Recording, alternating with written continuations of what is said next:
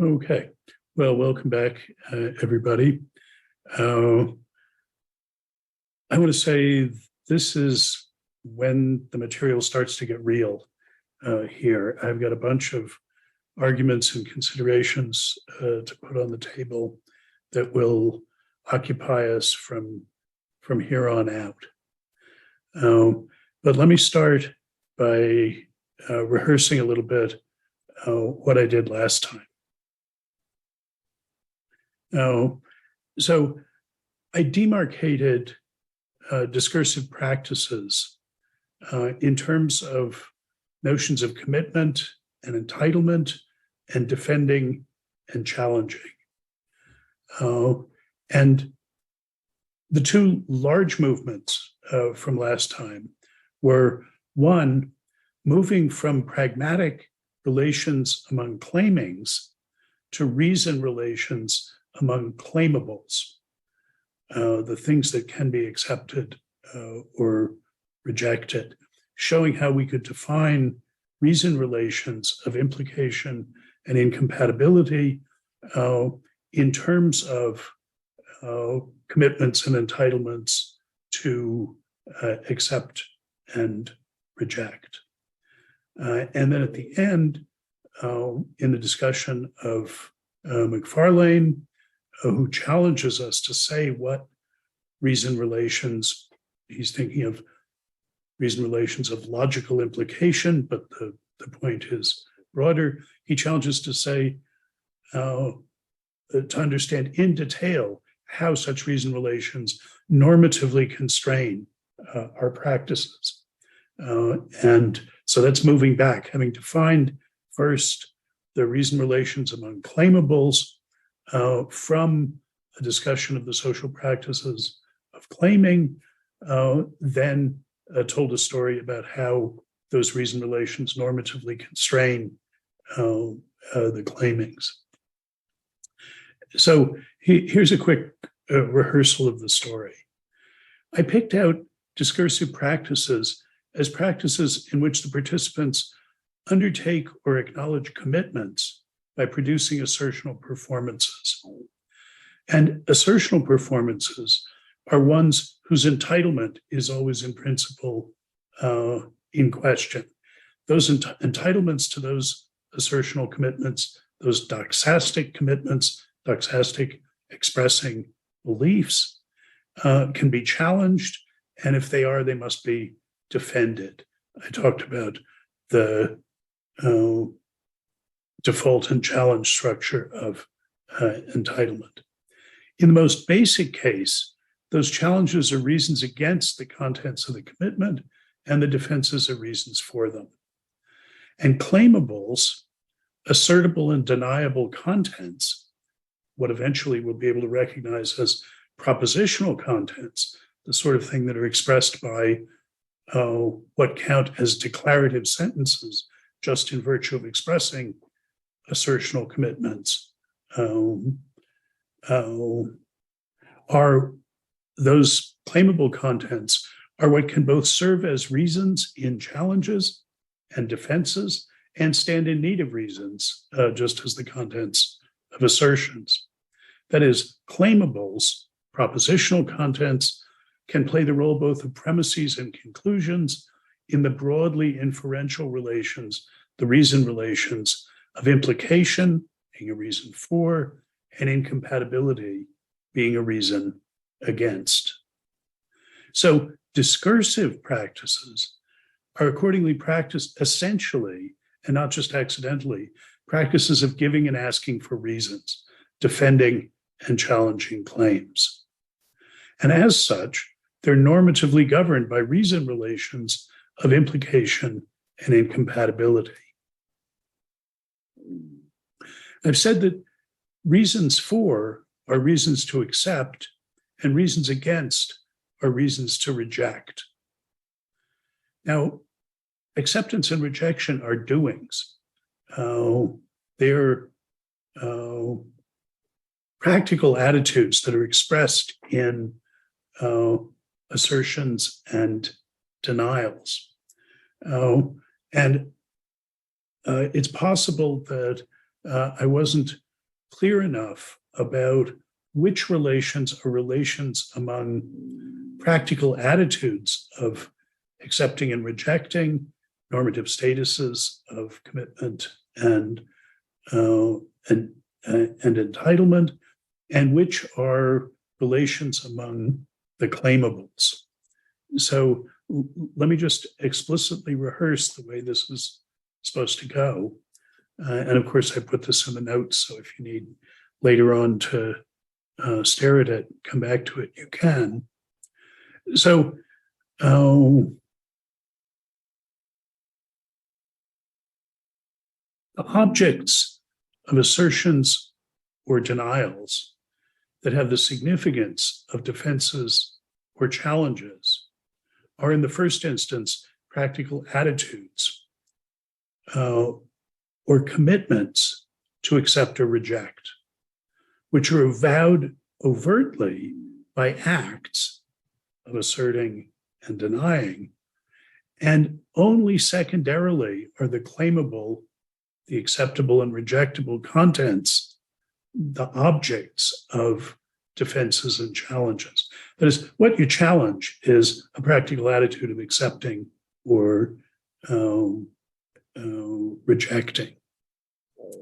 But to challenge an assertion, the act, or an acceptance, or the corresponding commitment to accept, that's an act, an attitude, and a normative status that all go together. To challenge those is to offer a reason against the asserted or accepted claimable. And to defend an assertion or an acceptance is to offer a reason for the asserted or accepted claimable. And in the same way, to defend a denial or a rejection is to offer a reason against the denied or rejected claimable, and to challenge a denial or a rejection is to offer a reason for the denied or rejected claimable.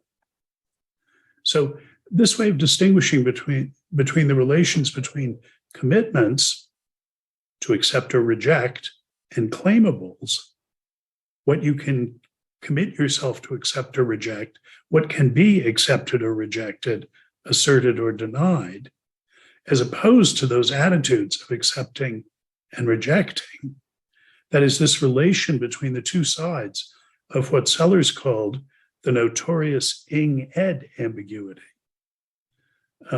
which is, I think it's worth pointing out, not a matter of high philosophical theory.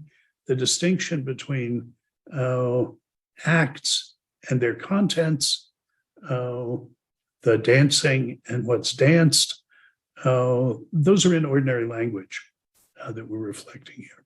And what I'm talking about is the theoretical transition that I claim to have become entitled to theoretically last time between the ing side, talking about practical attitudes and actions, and the ed side, what's claimed, rejected, accepted. I talked about claimables, acceptables, rejectables, the contents. That's the crucial transition that we made last time.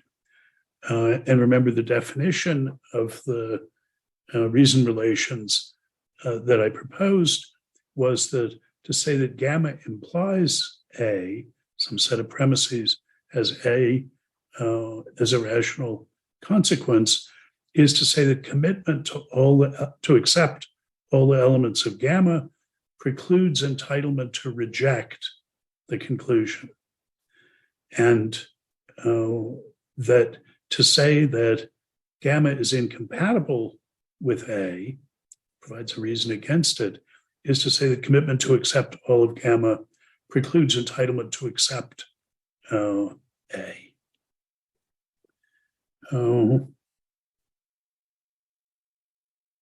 Okay, I hope that at least sounds familiar, because now we're going to talk about those reason relations. And in particular, the topic of the seminar today, this week, is the structure of those reason relations. These are what Sellers called material reason relations, because so far we're not saying anything about logic. These are just relations of implication and incompatibility. And I want to look at what we can say about the algebraic structure of those relations. And it turns out we can say rather a lot. Now, the first obvious element of that structure is that there are two reason relations, implication and incompatibility. This duality is often ignored. Particularly logicians tend just to talk about consequence relations. And I mentioned that I think that regrettable oversight is connived at by various notational devices that let us codify incompatibilities in consequence relations. And I'll talk about those some more, well, particularly next time, but it'll come up again today. And my claim is that these two reason relations are not interdefinable. They're mutually irreducible. You need to have both of them. But I should say, the tradition has often tried to do without incompatibility, but needs to sneak it in the back door. In my Locke lectures, in Between Saying and Doing, I worked hard to see how far you could go defining consequence implication in terms of incompatibility. And you can go quite a ways. You can get a classical S5 modal logic, but there's a lot of things you can't do. It's monotonic. There's lots of kinds of implication you can't reconstruct that way. But we have the structural observation. There are these two reason relations. And that raises the question, why two? Why not just one? Or why not three? And if there are exactly two, why just these two?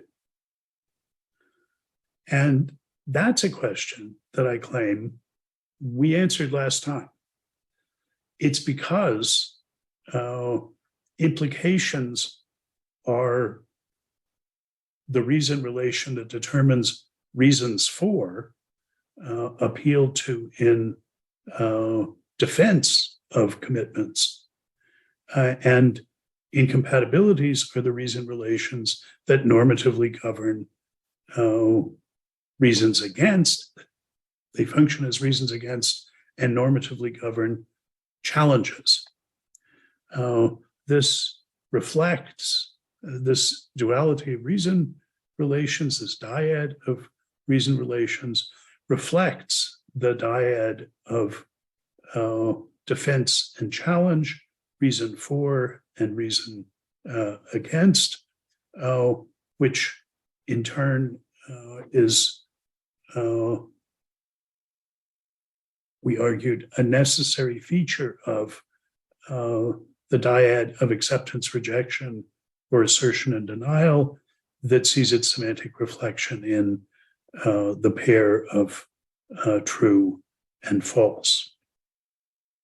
We mentioned parenthetically that whereas the semantics first tradition that starts with the dyad of true and false, that binary opposition, then goes on to understand meaning in terms of functions from something to truth values, functions from states to truth or falsity, from sets of possible worlds to truth and falsity, functions that take the truth values as their values, as the values of the function. We, by contrast, starting with acceptance and rejection, are going to go intentional, think about meanings, by thinking about the reasons for and reasons against. And that's a different approach, going through the reason relations rather than reason relations that we understand in pragmatic terms, rather than looking at functions to truth values.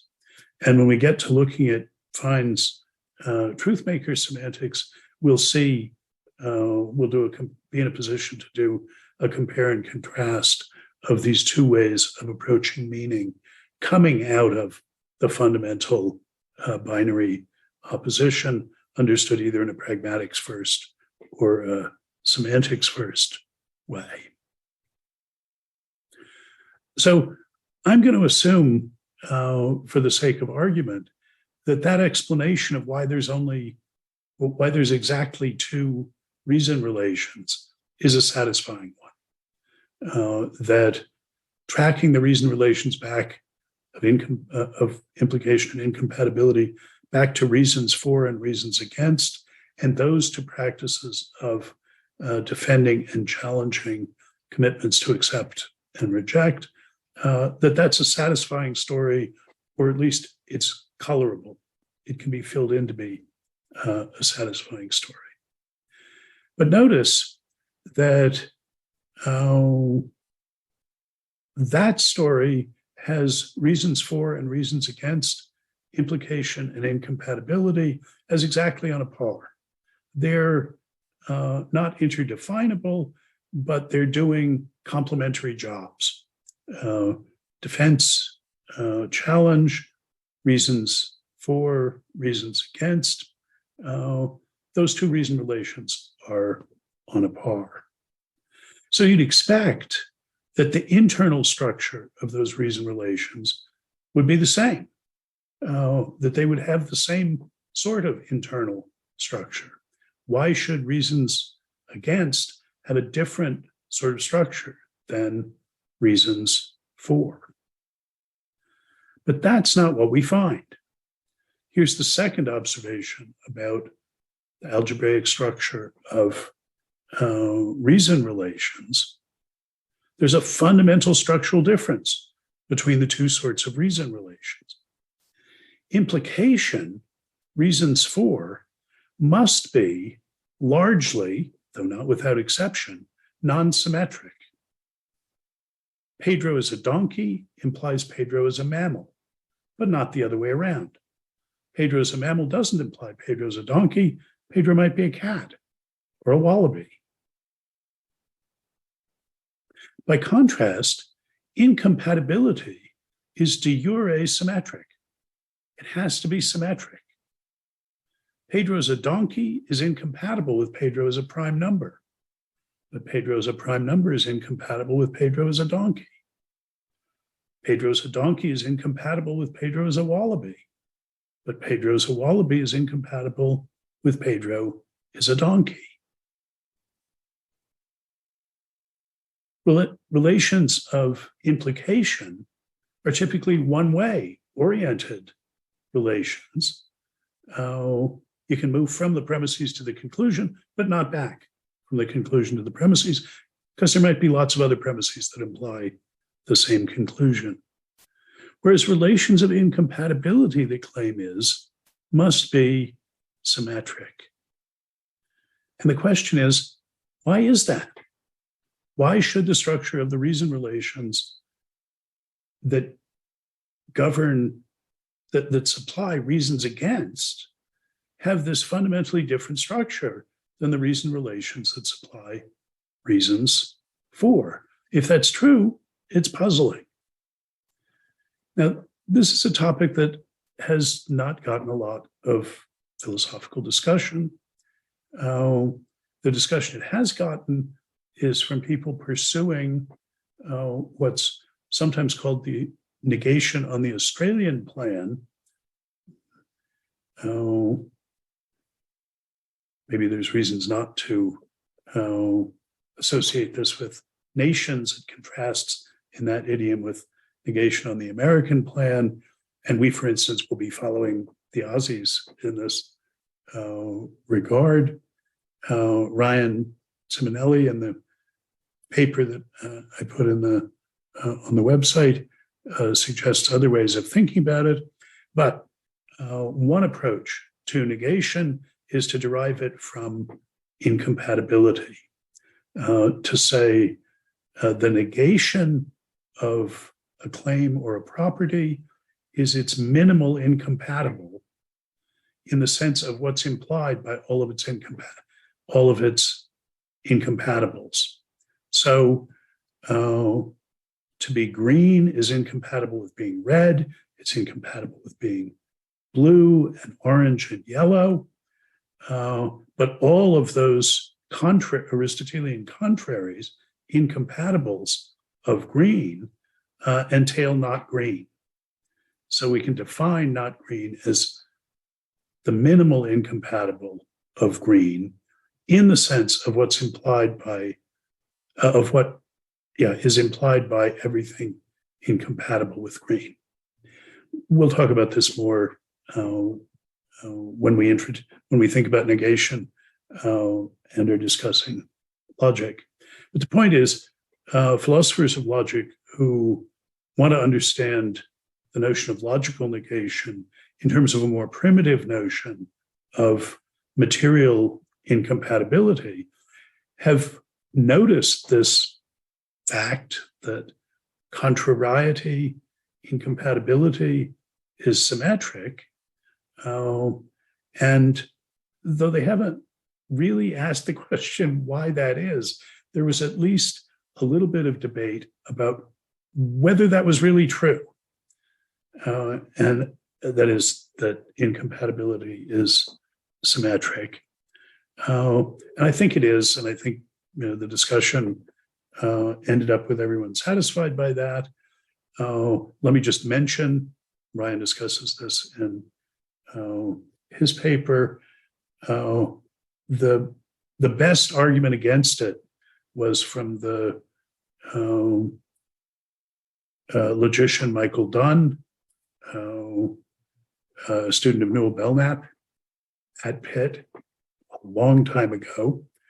And Dunn said, look, incompatibility can be asymmetric.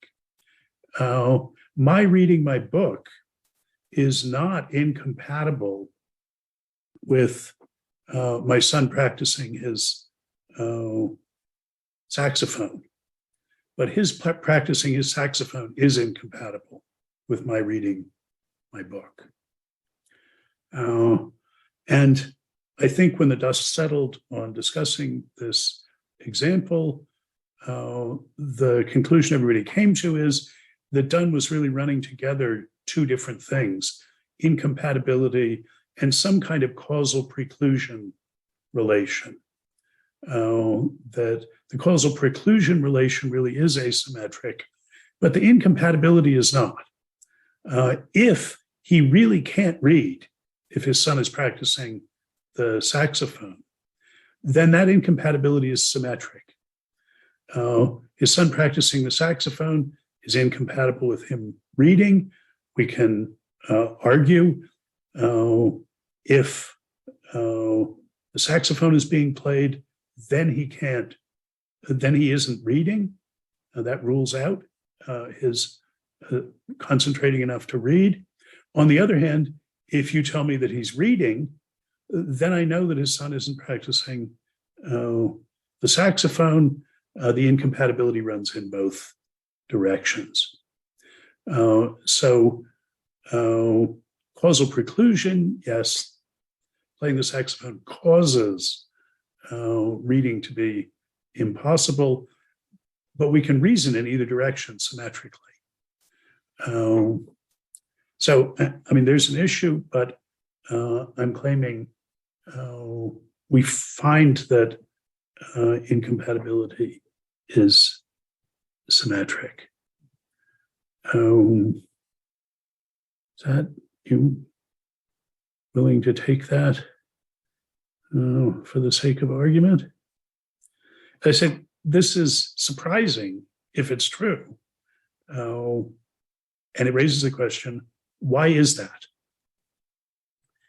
And here,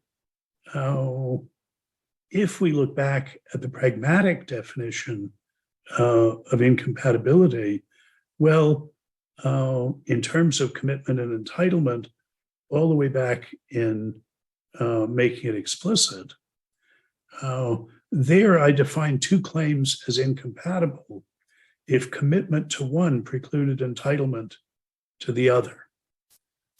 I wasn't at that point keeping separate sets of books on acceptance and rejection, just looking at commitments. But, and so that's saying, look, two things are incompatible. Doesn't mean two claims are incompatible. Doesn't mean you can't be committed to both. We get committed to incompatible things all the time, particularly if we're careless. But it does mean you can't be entitled to them. Each one provides a reason against the other, a challenge that would remove the entitlement from the other. But just in those terms, it's not obvious why, if commitment to P precludes entitlement to Q, commitment to Q should preclude entitlement to P. But that's what symmetry requires. It says any time commitment to P precludes entitlement to Q, commitment to Q will preclude entitlement to P. It'll go both ways. Why is that?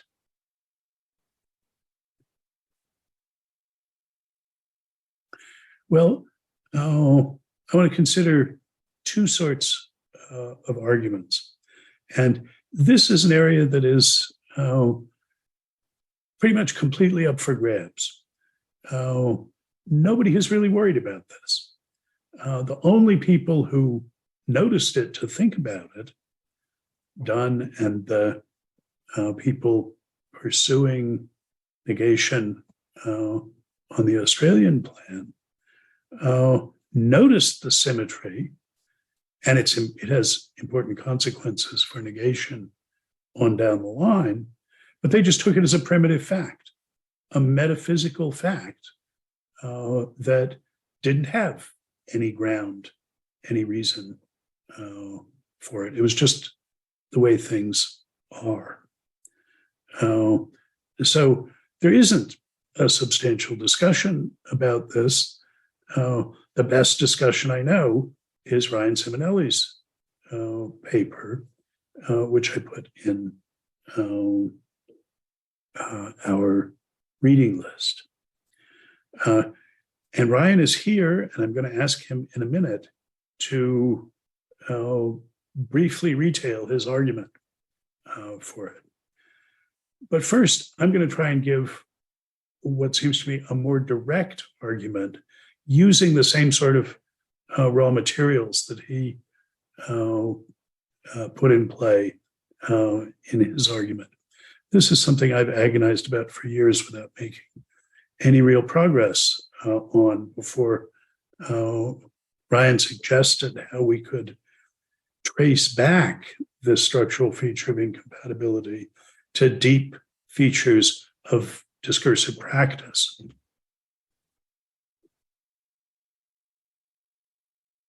So the idea that's being assessed is of the intelligibility of asymmetric incompatibility relations. The idea that Q could be incompatible with P in the sense that commitment to Q precludes entitlement to P, without P being incompatible with Q in the sense that commitment to P precludes entitlement to Q. So let's consider, as Ryan suggests we do, an original asserter A who claims that P asserts that P, so is expressing a practical commitment of acceptance to P, and the other interlocutor B objects Q. And they look at this, and B claims, I've got much better reasons for Q than you have for P. And Q is incompatible with P. It provides a reason against P. I'll talk about that notion of weighing the reasons for a claim against the reasons against a claim. I'll talk about that next time. It's a seductive idiom that is more this notion of weighing the strength of reasons being a better reason. It's a seductive and potentially very misleading idiom. But there is a phenomenon that it's expressing. And let's imagine that the two of them agree that the reasons for P that B puts forward are better, stronger reasons than the reasons A has for Q.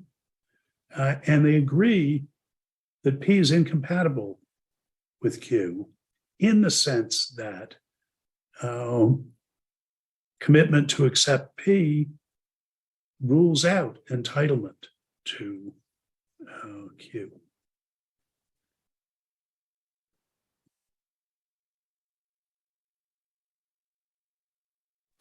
I think you might have switched your P's and Q's at some point there, Bob, but it doesn't.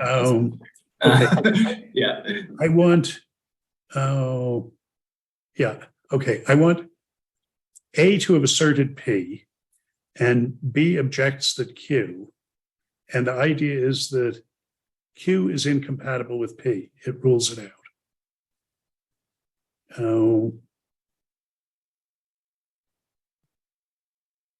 Now, we could ask, is it open to A to agree with B? Say, you have better reasons for Q, your objection, your challenge, than I have for A. Then I have to accept P. So I'm just going to accept Q.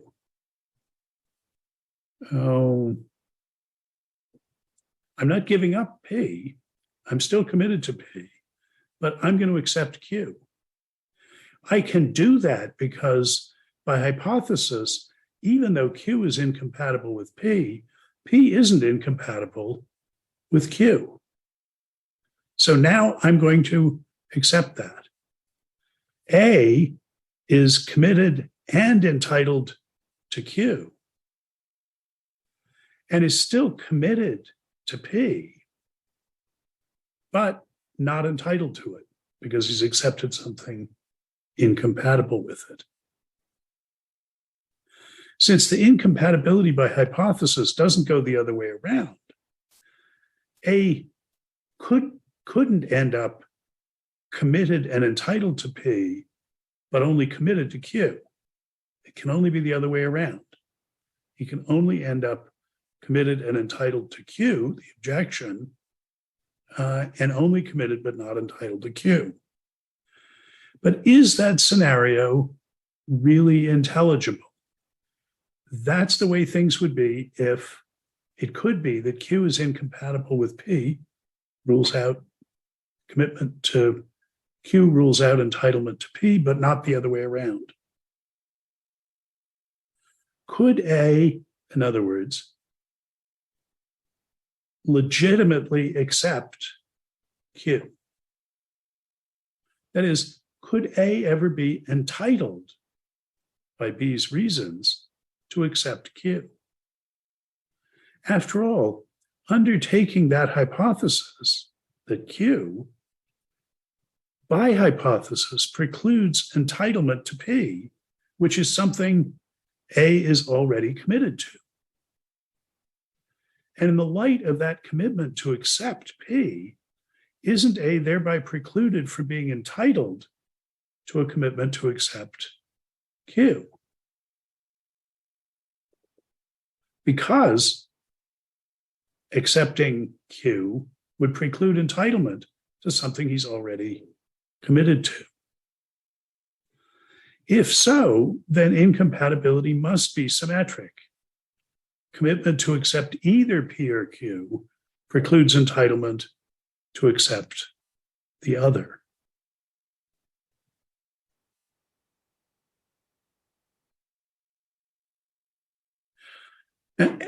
A might just accept the challenge mounted by B's assertion of Q. This would be a different scenario, and give up P.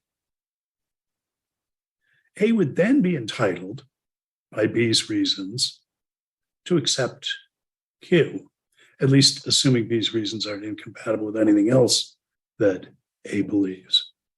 But if A doesn't respond to the challenge that way by giving up P and persists in his commitment to accepting P, then though that doesn't make it impossible for him to undertake commitment to Q, surely he can't be entitled to, because accepting Q will preclude entitlement to a commitment that A continues to have. How could he be entitled to do that? It seems that commitment to accept P precludes entitlement to accept anything whose acceptance would preclude entitlement to P. And that's to say that A's commitment to accept P implicitly commits A to reject Q, which is just what P's being incompatible with Q, and not just the other way around, consists in.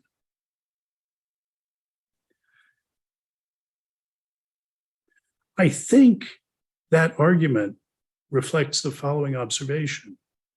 If we read gamma's incompatible with A as commitment to accept gamma precludes entitlement to commitment to accept A, which is the way I was suggesting last week that we read it, that means that you can't be entitled to a commitment to accept all of gamma together with A. That is, the set gamma union A is incoherent. Any element of it is incompatible with the rest of it.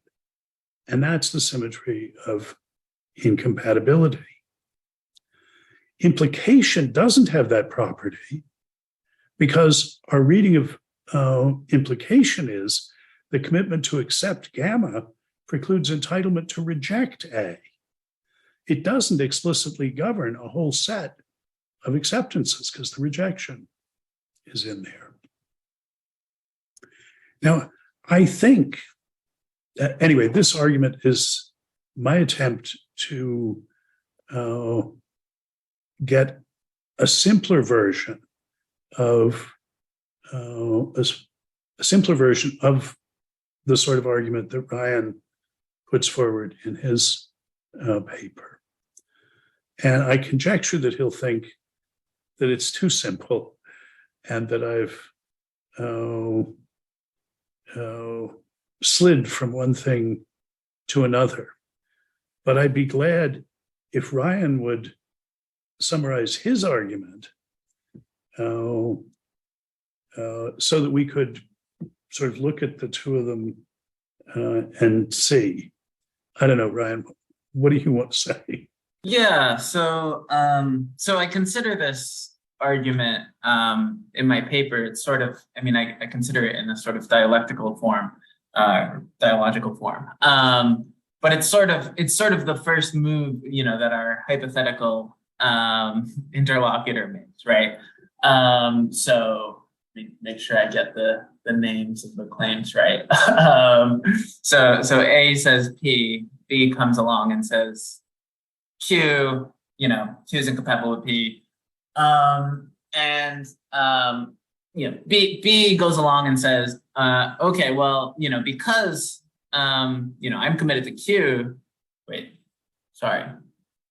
Let me make sure. The original assertion was P. Objection to it is. Oh, okay. I did things backwards in my paper. In any case, the one claimant, right? The one person takes themselves to be able to undertake both commitments, right? Because you have this asymmetrical incompatibility relation. they have the one commitment, and that one doesn't preclude them from being entitled to the other, even though the other way around it goes. So then they say, okay, well, now I'll take on the other one. That's not something to which I'm precluded from being entitled. And the other person who's undertaken the other commitment, starting at the other point, says you can't do that. Look, you've taken on P and Q. You've acknowledged commitment to Q precludes entitlement to P, so you can't be entitled to both of the claims to which you're committed. You have an incoherent set of commitments. And I take it that's essentially the sort of thing that you've. That is the argument. Yeah. It's just the additional complication is that you turn the crank one more time. Is that right? Yeah. So the imagined response, and it's an odd one, but it's, given the context of rejecting monotonicity, it's not obvious what's wrong with it, at least on the face of it. Is that this person says, sure, you're right. Commitment to P commitment to Q precludes entitlement to P. And I'm committed to P and Q, but commitment to P and Q together doesn't preclude entitlement to P. So there's this weird instance of non-monotonicity where commitment to P alone commitment to Q alone precludes entitlement to P, but commitment to P along with Q doesn't, commitment to Q along with P doesn't preclude entitlement to P. So there's this weird schema, I called it sort of minimal persistence of preclusive consequence at one point. And that's the sort of next, I don't know, that's at least how the dialectic goes in my paper. So you're imagining that justification on the part of the that fallback position. Yeah. Yeah, and I guess, the thought is, well, it's not, this is a sort of conceived very generally, this is just an instance of monotonicity. It can't be monotonicity in general that's problematic about this attitude, because incompatibility relations are generally non-monotonic. It has to be something about this sort of specific schema that, but once again, it's not obvious. So somebody could, you're considering the defense of the asymmetry of incompatibility by invoking a specific kind of non-monotonicity of incompatibility. Okay. And I guess I was seeing that as, I don't know, gilding the lily or not, not convinced that sort of was needed for the argument. But I see how it cuts off one possible defense of it. Well, look, these are obviously intricate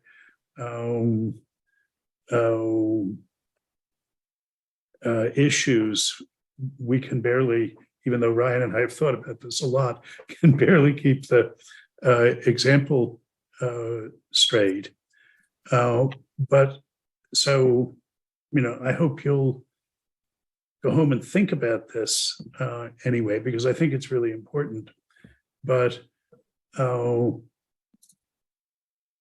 another thing that's a feature of this discussion that's really important is that Ryan's original idea that I then rehearsed the first part of for you is that we need to look at the role of incompatibility in making possible challenges, giving reasons against that oblige somebody to do something on pain of losing entitlements, that it's rooted in the practices of giving and asking for reasons that entitlement to accept can be lost by challenges by asserting incompatible claims.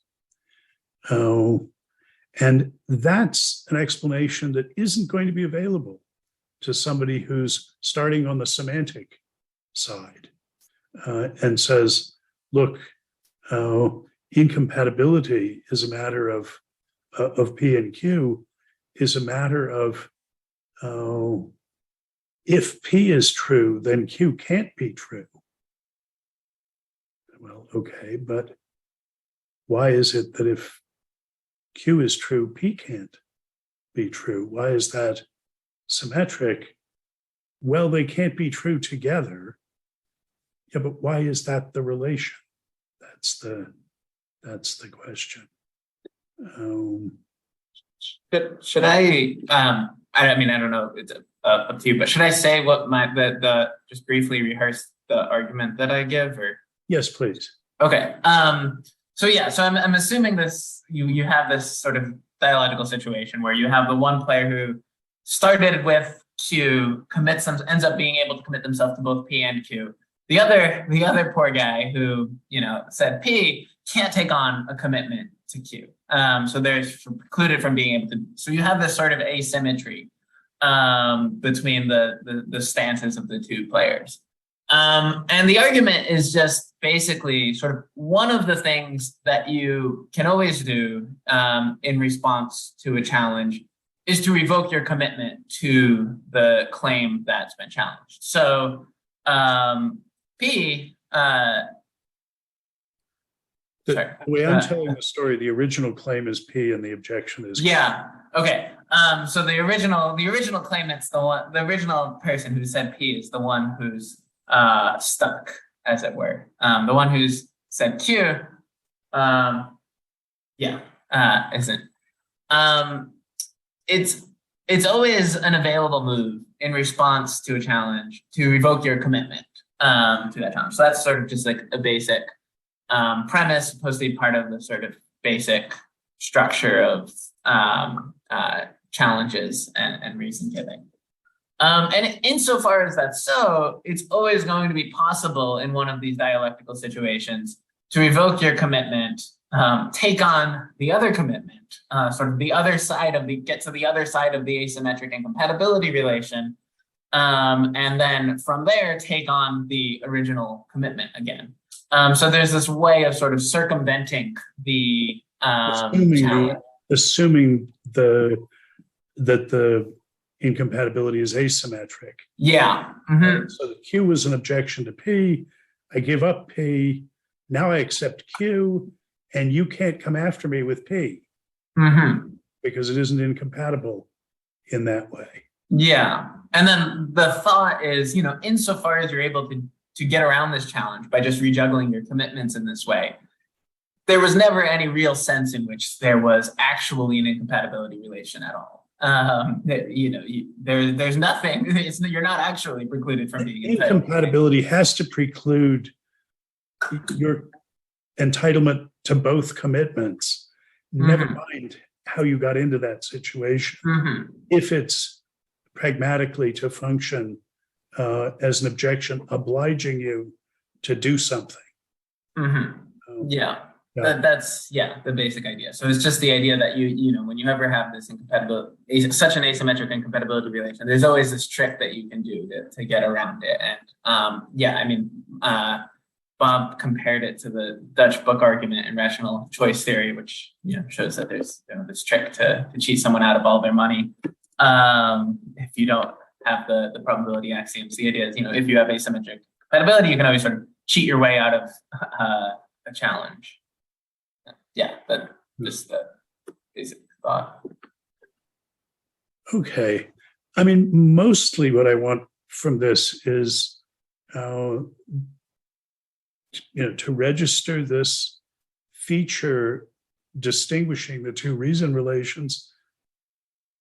Incompatibility is symmetric, implication is not, and that we can understand why incompatibility is symmetric by looking back at the practices of reasoning in order to draw a conclusion about the structure of this reason relation. I don't know, anything anybody else wants to say about this? I say this discussion is so new. Right, the first half of Ryan's paper is a wonderful account of sort of the current situation, and then the second half presents this argument. But the discussion of this issue is really in its infancy.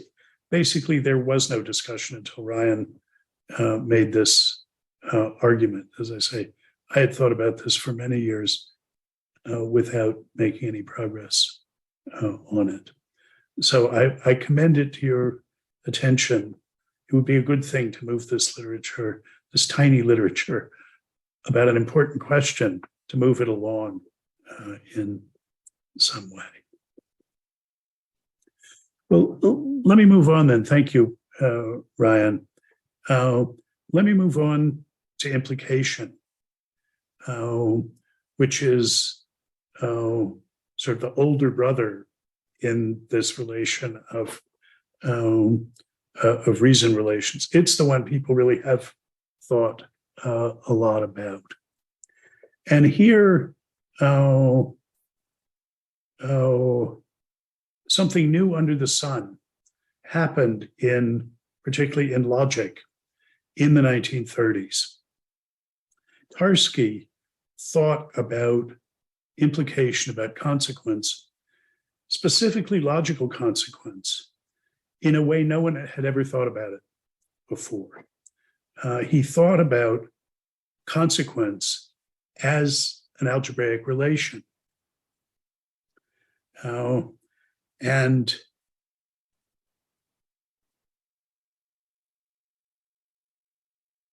his conclusion about the structure, the algebraic structure of that relation, was that it's got to be a topological closure operator. And I'll say what that means in a minute. Gensen, and he does this in his classic article on the concept of logical consequence, which is one of the three papers that I made available in the supplementary readings there.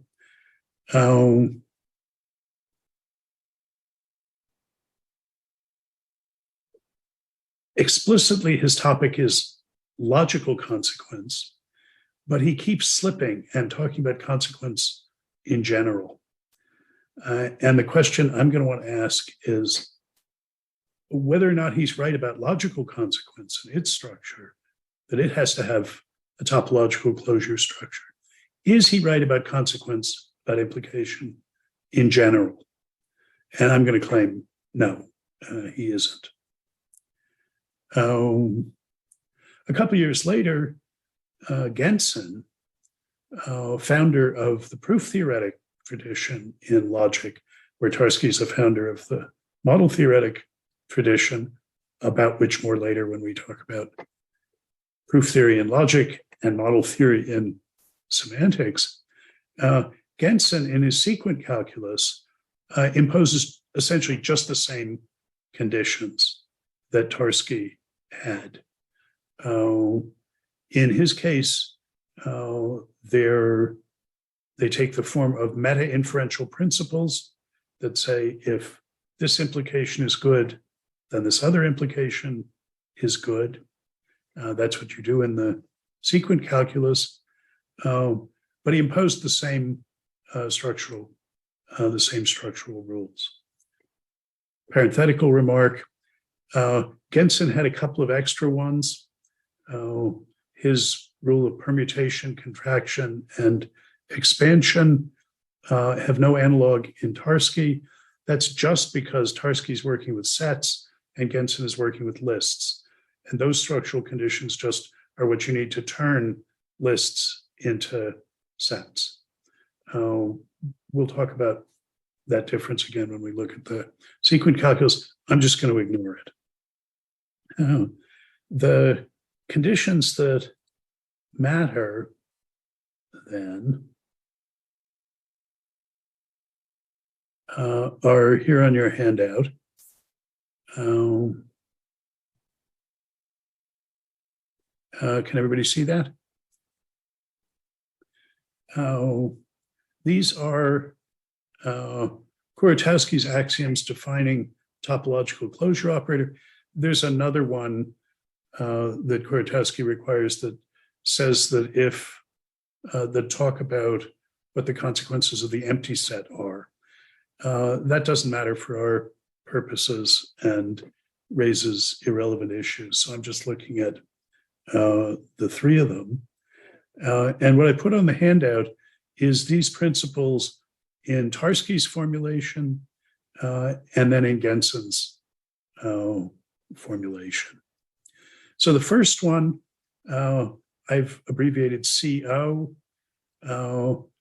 Tarski talks about containment, that the premise set is contained in, is a subset of the set of consequences.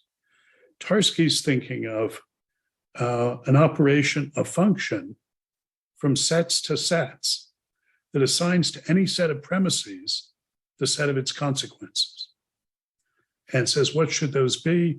Well, the premises are consequences of themselves, sort of trivially.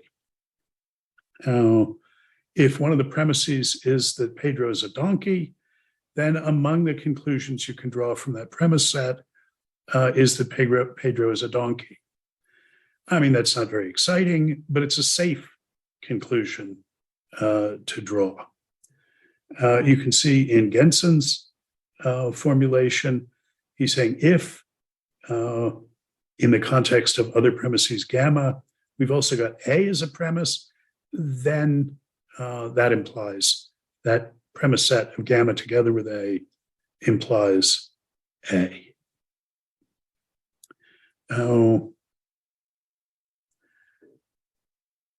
I think there's no reason to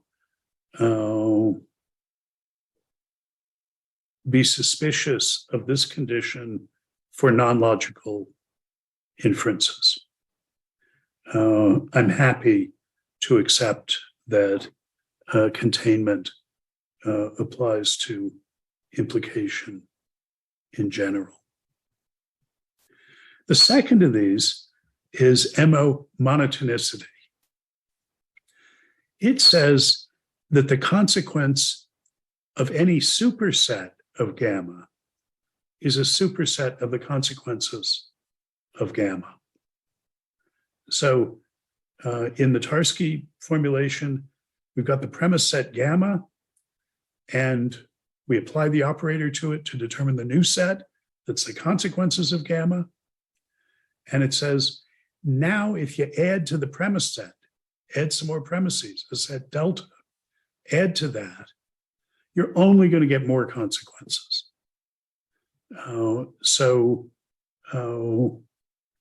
Gamma's, the premise set is a subset of gamma union any delta, and that structure is going to be repeated in the consequence relation. In Genson style notation, this principle, which he calls thinning, says that if gamma implies B, then gamma together with any A implies B.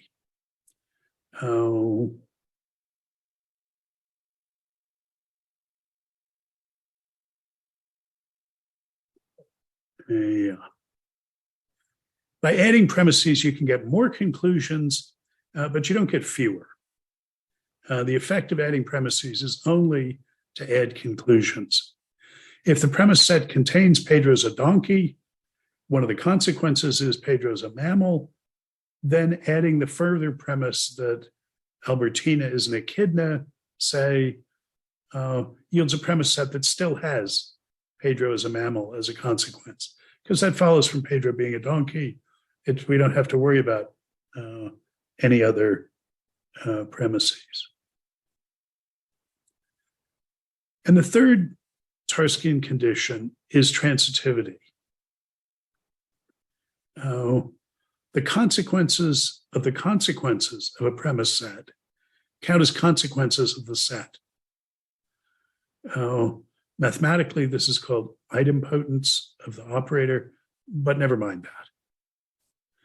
This principle is a generalization to sets of the idea that if A implies B and B implies C, then A implies C, transitivity. That feature of reasoning is what allows mathematicians to string inferences together into long chains that lead them from a set of axioms, definitions, and rules to theorems, and then deduce more theorems from them by applying the rules, and more theorems from them. These transitive chains of inference were recognized in traditional logic, which had no concern with traditional logic, didn't think about consequence relations in this abstract mathematical way, and so didn't worry about containment monotonicity. It did worry about transitivity. Transitive chains of inferences are what Kant, working in the old logic, called ratiocinatio polysyllogistica, polysyllogistic reasoning, where you take the conclusion of one syllogism and use it as the premise in another one, and get a whole chain of those. And he thought this was essential to systematic thinking. So in Tarski's notation, the consequences of gamma are already consequences of gamma. If you take the consequence set of gamma and take its consequences, well, those are already consequences of gamma. You don't get anything more. In Gensen's formulation at the bottom here, if A is a consequence of gamma, and gamma together with A implies B, then gamma already implied B, because all you need to add to it to get B is A, and it already implies A. Put that way, this principle has come to be called cumulative transitivity, just because of the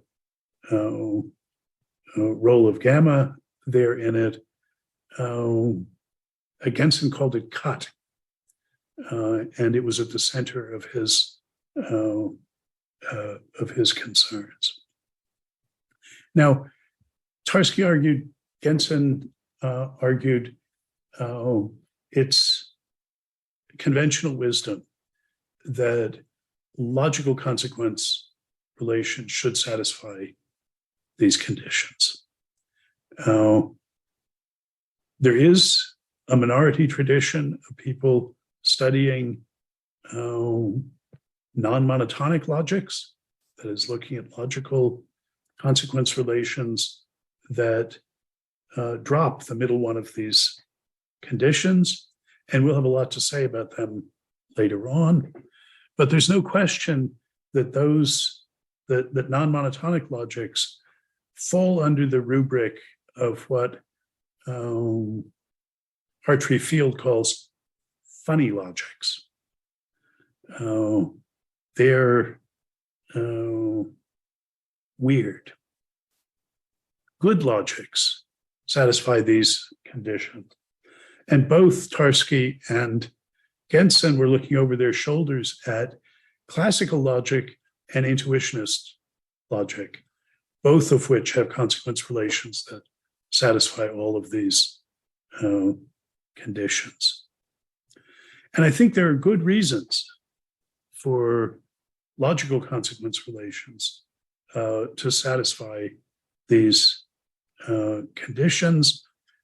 Mathematical reasoning does, and the original task of logical meta-languages was to codify mathematical reasoning. So I think we can, I'm willing to take it for granted that Tarski and Gensen are right about the algebraic structure of logical consequence, logical implication.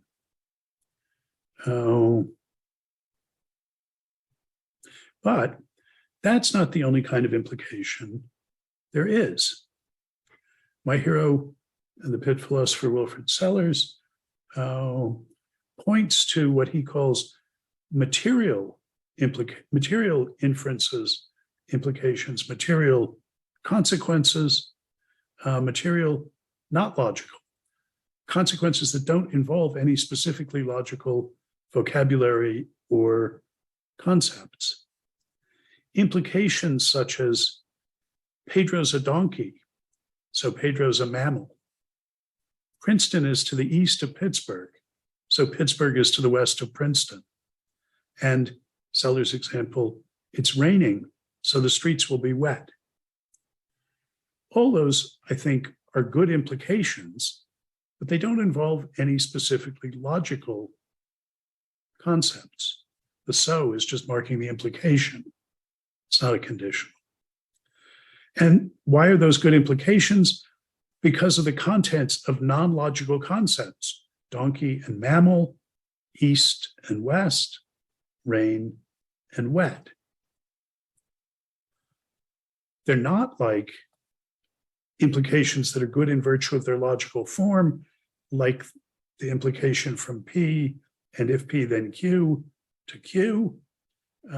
That's good in virtue of what the conditional means, that bit of logical vocabulary. So the question I want to ask is, which of these algebraic structural conditions characteristic of logical implication hold of material consequence relations, implications that hold in virtue of their non-logical content? That's the question I want to address. Now, before I take this formulation of the closure conditions off the screen, are there questions about those conditions?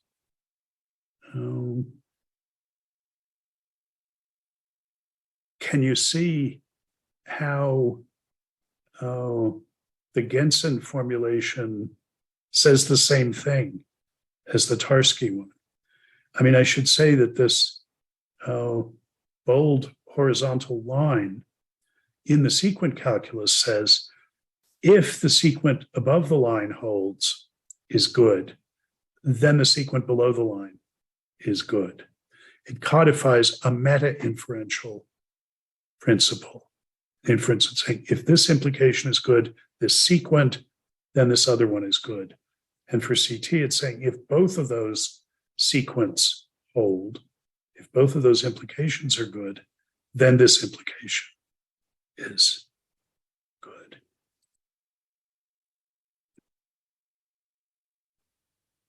All right. Okay.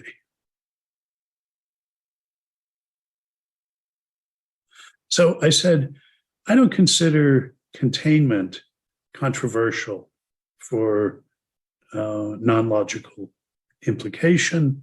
Among the consequences of any set of premises is those premises themselves. It's a generalization of the principle of reflexivity, that A implies A. Again, that's not a very exciting implication, but it's a safe one. That's a safe conclusion to draw. In Genson's system, he doesn't actually stipulate explicitly containment. He stipulates all the instances of reflexivity, and then containment follows from that by monotonicity. You get containment from reflexivity by saying, well, A implies A, and it doesn't matter what other collateral premises you throw in, A will still be a consequence as long as it's a premise. So all the, as it were, axioms in the sequent calculus are instances of reflexivity. The leaves of all the proof trees are A implies A, but you get the structural effect of containment because it follows from reflexivity by monotonicity. Turning it around, containment is a kind of monotonicity principle. It says, well, at least some implications are robust under arbitrary additions of further premises. Namely, if what you start with is these particularly safe stuttering inferences, the reflexive inference, then containment says at least those are not defeated by adding additional premises. So you can see containment as a very special case of monotonicity. It's not saying that all implications are robust under adding premises, but it is saying the special kind are. The one where the conclusion is one of the premises. Those inferences are monotonic, CO says. Now, some in our role logic group think I'm being too liberal here in allowing containment as going through. I'm just not going to fuss about it. I will say there is a respectable group of logicians, indeed one founded in the University of Pittsburgh, that denies containment, and that's relevance logicians. Relevance logicians, Newell Belknap is the founder of relevance logic with his then colleague Alan Ross Anderson, both at Pitt when they did this. It now is a large and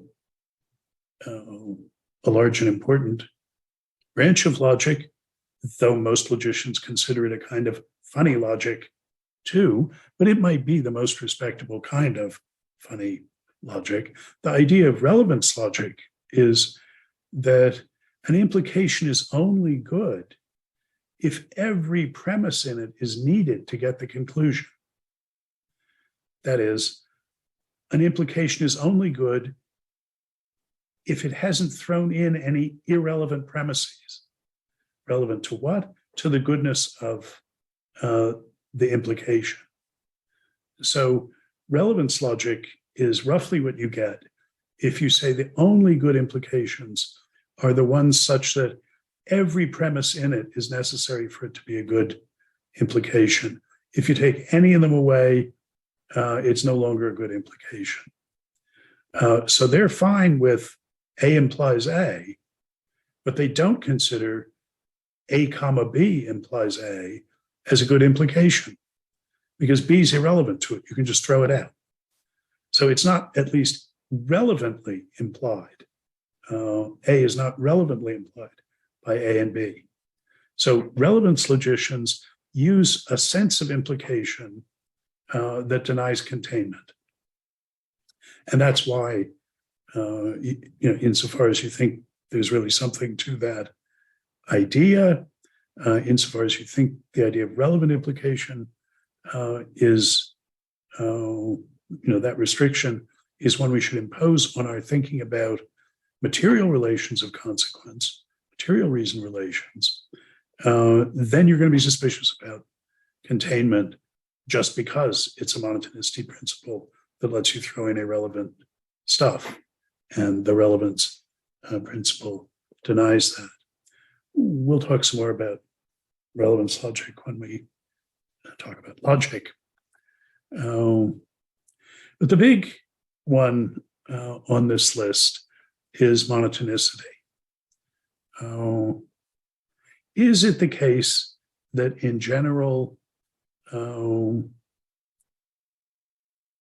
non-logical implications are monotonic? That is, if a certain conclusion follows from a set of premises, then it still follows no matter what else you throw in as collateral premises or auxiliary hypotheses. None of those additional premises will defeat the implication, will undercut the implication. And here I want to say, this is just not a plausible principle for non-logical implication. You ask me, why can that critter fly? And I say, well, it's a bird. And that's a good reason. I've given a justification of that claim. But not if it's a penguin or a cassowary or a dodo. There are flightless birds, after all. I say there's cookies in the cabinet, so you can eat them in case you're hungry. Well, that's a good reason. But not if the cabinet is stuck or nailed or locked shut. If we add that premise, is cookies in the cupboard and it's nailed shut, then it doesn't follow anymore that you can eat the cookies if you're hungry.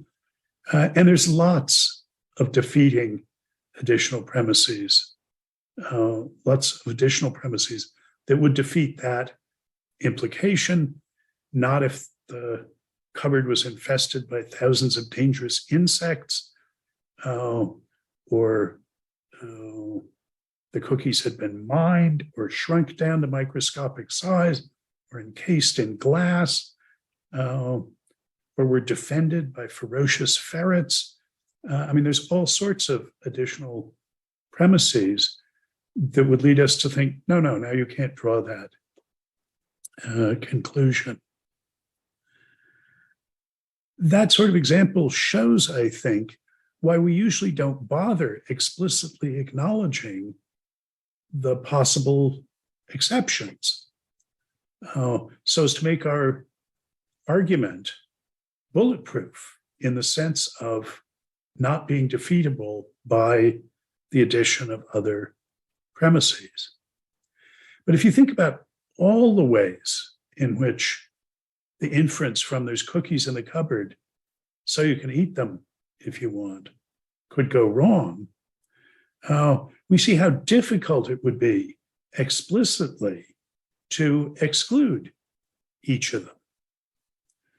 The list is quite varied. I mean, not if the cabinet were struck by lightning in the next 5 seconds.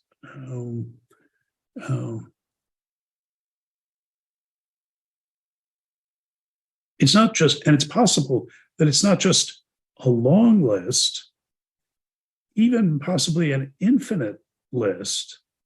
There's a worry that it's unsurveyable or maybe even indefinite. That is, that no matter what you said, you would fail to exclude every outre possibility. Because, mind you, monotonicity doesn't just say there aren't any additional true premises that you could throw in that would defeat the inference. You're not restricted to true claims. You know, if I say, if there's cookies in the cupboard, but the cupboard is infested with thousands of poisonous insects, then it wouldn't follow that you could eat the cookies if you were hungry. That's true. The implication is defeated, even if there aren't really any insects in the cabinet. It's just, if there were, then it would no longer follow. Well, how would you go about excluding all the possible ways that implication could go wrong? If you require that good reasons for be monotonic, you would have to do that. I mean, this is the point where one's liable to think of ceteris paribus clauses. Other things being equal, you say, there's cookies in the cabinet, so ceteris paribus, other things being equal, you could satisfy your hunger by getting the cookies. But it's important, and yeah, that is a way of covering your bases, as it were. But I think it's important to understand what expressive work a ceteris paribus clause can do and what it can't do. I think the expressive function of saying ceteris paribus, other things being equal, is just to acknowledge that there are defeating conditions. It's to say, well, this is a good implication. It's a reason for, but there's lots of ways it could go wrong. It's to register there are exceptions, qualifiers, things that if we did find out this additional information, we wouldn't be able to draw the conclusion anymore. And that's an important expressive function, acknowledging the non-monotonicity of the implication. But it's important to realize that what ceteris paribus clauses don't do is make the implication monotonic. They don't remove the non-monotonicity, somehow making it robust under the addition of arbitrary additional premises. I mean, for one thing, they just don't. That is, if I say there's cookies in the cupboard, so ceteris paribus, you could eat them. Or say there's cookies in the cupboard and the cookies are encased in glass, so ceteris paribus, you could eat them. No, that's not true anymore. The implication, even with the ceteris paribus clause, is still defeatable by additional premises. And anyway, if the ceteris paribus clause did manage to stipulate that none of the defeating conditions obtains, it would trivialize the claim. P ceteris paribus implies Q would just mean P implies Q, except in those cases where it doesn't. Well, you've removed any substance from the claim. The idea that ceteris paribus clauses make otherwise non-monotonic implications monotonic make it the case now that there are no defeaters to the implication. The proper term for a Latin phrase that can turn a non-monotonic implication into a monotonic one is a magic spell. And ceteris paribus clauses aren't that. They just serve to acknowledge the non-monotonicity of inferences.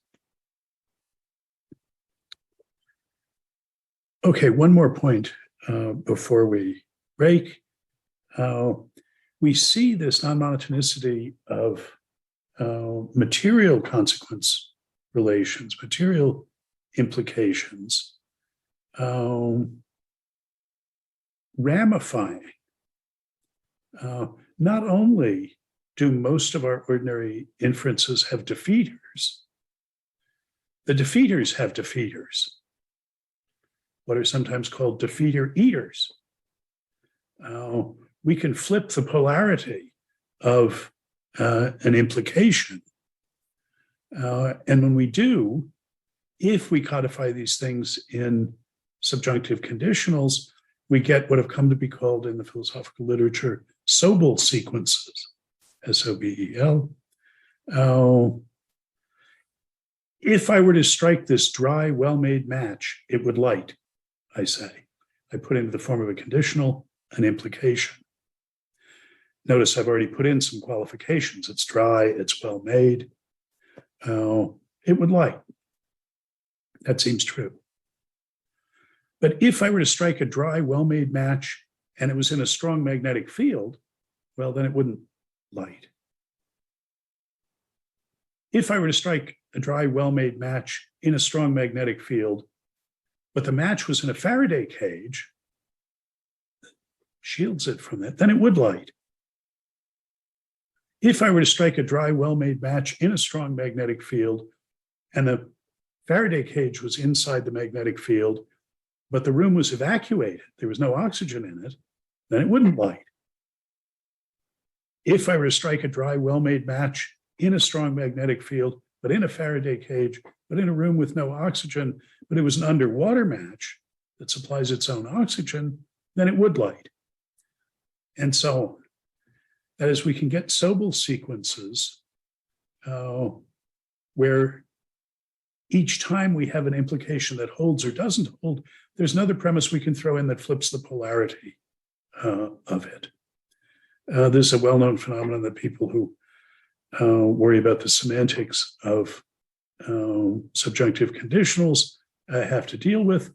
It's just the reflection in that in the explicit form of conditionals of the radical non-monotonicity of material consequence, of non-logical implications. Okay, I want to say more in favor of in support of the claim that non-logical implications are not monotonic after the break. But why don't we take 15 minutes now? I have 2:28, so let's come back at 2:43.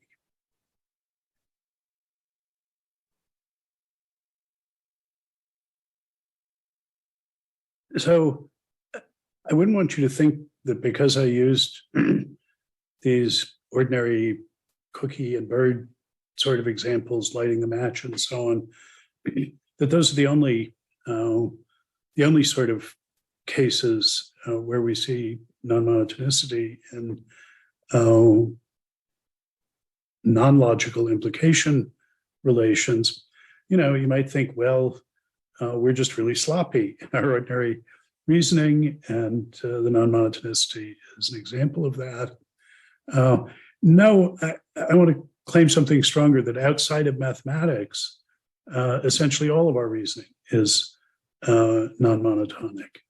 I mean, even in mathematics, if we look at the history and development of mathematics, rather than looking at a time slice in some mature theory, the sort of phenomenon that Imre Lakatos recounts in his classic book, Proofs and Refutations, where he rehearses the vicissitudes of the concepts of polygon and polyhedron in the 19th century, when the advent of monsters like continuously bounded but nowhere differentiable figures, which by previous criteria would have counted as consisting entirely of vertices without any sides or faces. Once in other parts of mathematics, one could define things like that. They put pressure on geometrical definitions of polygon and polyhedron that had seemed like they were just fine. We knew what followed from something being one of those. Mathematical reasoning in general may not be monotonic, even though it's a regulative ideal that a theory achieve that status. But even in the most rigorous and systematized kind of reasoning, say in physics, you have mathematical models and idealizations that are monotonic, but they have to confront non-monotonic reasoning as soon as they're applied. The very idea of a law of nature that's something where its consequences don't depend on the consequences of a law of nature are not defeasible by surrounding circumstances. That notion builds in an obligatory monotonic approach to subjunctive reasoning that's deformed by, it's a deformed sort of ideology that, for instance, Nancy Cartwright criticizes in her provocatively titled book, How the Laws of Physics Lie. And it leads to the need for the sort of physics avoidance that's diagnosed by Mark Wilson in his masterpiece, Wandering Significance, on the basis of the need to invoke supposedly higher level theories, physical theories, in applying lower level, more fundamental ones.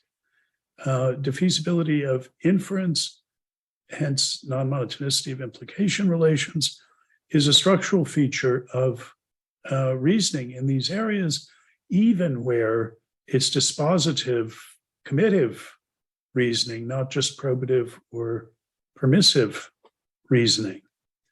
And we see this outside of the realm of high theory. The non-monotonicity of reasoning is just an uncontroversial part of the everyday practical experience of, say, auto mechanics or computer help desks. And it's taken for granted even in highly institutionalized reasoning contexts. For instance, in rules of evidence in courts of law and in medical diagnosis and treatment decisions. I mean, I don't know if you ever watched the television show House, but the defeasibility of medical diagnoses forms the basis of the plot of every episode you've ever seen, in addition to all the ones you haven't seen. Whatever the state of evidence and however firm the conclusion they can draw, there's always one more thing that can happen, one more test that can be done, one more fact they find out that says, oh no, it's something completely different, incompatible conclusion that you need to draw. One important area where this is true is probabilistic reasoning.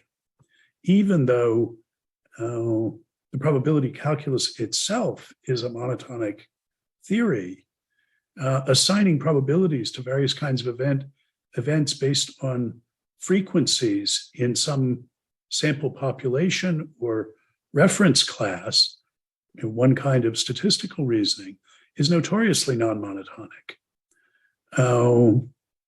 I exploit this non-monotonicity because of implication, because of relativity to reference class in the barn facade example that I use in Insights and Blind Spots of Reliabilism, which is chapter 3 of Articulating Reason.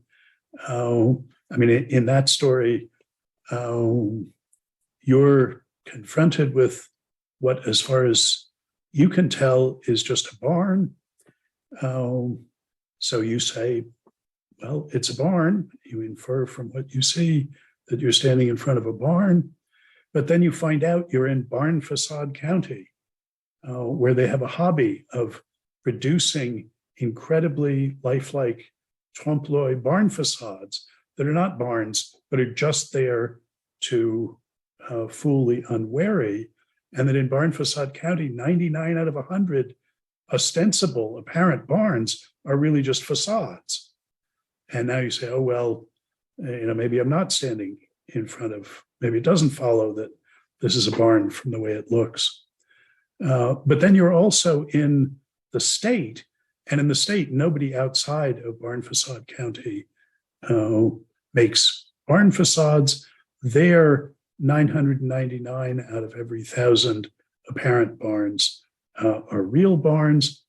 Well, and it may be that, so if you use that reference class, you're going to say, oh, this is a good inference. It might be on the other side that, as a matter of fact, you're standing in front of the only real barn in Barn Facade County. If you add that premise in, then yes, the implication is good. It depends on which reference class, how widely you draw the boundaries around the reference class, whether the implication from it looks like a barn to it's a barn is a good one. Oh, okay. I've belabored this point because everything we do from here on out in the course is going to be downstream from the observation that outside of logics that are designed to be monotonic, implication relations are not. And we have to deal with that. That's going to be the basis for an argument against what I'll call logicism about reasoning, the view that good reason means logically good reason, that behind every good reason, somewhere underneath it, maybe hiding enthymematically, is a logically valid form of reasoning. It's going to be a constraint on the way we do logic and semantics. It's remarkably difficult to guard yourself against monotonic habits of reasoning. And this is true in philosophy in particular. There's a whole range of philosophical theories that when we look at them closely, all arguments on both sides turn on the assumption of monotonicity of reasoning. I would mention the debate about occasion sensitivity of truth conditions, for instance, is an example of that. Even though some classic philosophical arguments depend on non-monotonicity. Skeptical hypotheses, for instance, are trying at a stroke to come up with an auxiliary hypothesis such that if you add that to your premises, nothing that you thought followed will follow. Any implication from how things seem to you to how things really are, the claim is can be infirmed by an evil demon hypothesis or a brain in a vat hypothesis. That it can do wholesale what the kind of diffusers I've been talking about do retail, that all of your implications are non-monotonic in this way. That's of the essence of skeptical argument. Before I pass on, let me mention that this structural closure property, essential to the Tarskian-Gensen idea that consequence is a closure, as the structure of a closure operator. This one applies to incompatibility as well. Applied to incompatibility, it's the idea that if gamma is incompatible with A, then so is any superset of gamma. Whatever other things you add to gamma, you're not going to cure the incompatibility. And most of the arguments I've given against the monotonicity of ordinary implications can be turned into arguments against the monotonicity of incompatibilities. That is, non-monotonicity is one case where reasons for, implications, reasons against incompatibilities share an algebraic structure, or anyway, a lack of monotonic structure. Yeah, Thomas. So just trying to, I think, clarify the sort of order of reasoning here. And so one of the examples you gave was, you start with the premise, it's a bird, you infer it can fly, right? We're calling that a good implication, or, it implies that, right? It's a bird. In some sense, we're saying it implies it can fly. and why as I understand it, you want to reject cut, for example, by saying, well, if you introduce it's a penguin, you're no longer entitled to, well, you still are entitled to it can't fly, but it's not truth preserving anymore, or right, because it can't fly, in fact. I mean, there is a relation to cut, which I'll talk about in a minute. But the Okay. thing is, yeah, the implication, it's a bird so it can fly, is okay just as it stands. But if we add, it's a bird and it's a penguin, now it no longer follows that it. Right. Right. And the traditional thing to say in response to that is, oh, well, then it didn't really follow in the first place. And that there is a notion of implication like that, monotonic implication. It doesn't monotonically follow. But the idea that I've just been careless and not really given an implication by saying that depends on there being some other kind of implication that we can actually use in our reasoning. That I should be saying, oh, if it's a bird and it's not a penguin, then it can fly. And I think what we'll find is there's so many and so varied possible diffeasors that you can't explicitly exclude them. And so you better get used to the idea of using a notion of good implication that doesn't build in monotonicity, that says, okay, that implication from just that premise is a good one, but it doesn't follow that if you add some more premises, that it'll stay good. It's not persistent, we can say, under the addition of arbitrary additional premises. And what we're going to try and do is see whether we can get a good intellectual grasp, even a formal grasp, on a notion of implication like that. That's the goal. In logic, in semantics, in thinking about these relations of being a reason for and against. Right. And so kind of the reason for calling this an implication kind of has to do, as I understand it, the order of dependence is from not a semantic one, but like you start with the practices, right? What's a good practice of good reasoning? We want to say that it's good reasoning to infer from it's a bird that it can fly. I've given you a good reason for thinking it can fly. Right. And the fact that if you add to that reason that it's a penguin, turns that into not a good reason, we don't have to conclude from that it wasn't a good reason. We say, well, it's just that being a bird and being a penguin isn't a reason. And if, as I want to claim, basically all reasoning outside of the places where we've worked really hard and carefully circumscribed basically the expressive power of the vocabulary we're using in mathematics, outside of that, that's the notion of good reason we're stuck with. Even in the law court, the medical diagnostic room, and in physics, even there. I think academic analytic philosophy might fall apart if we start telling everyone that they don't have to make logically straightforward, in the strict monotonic sense. But that's another.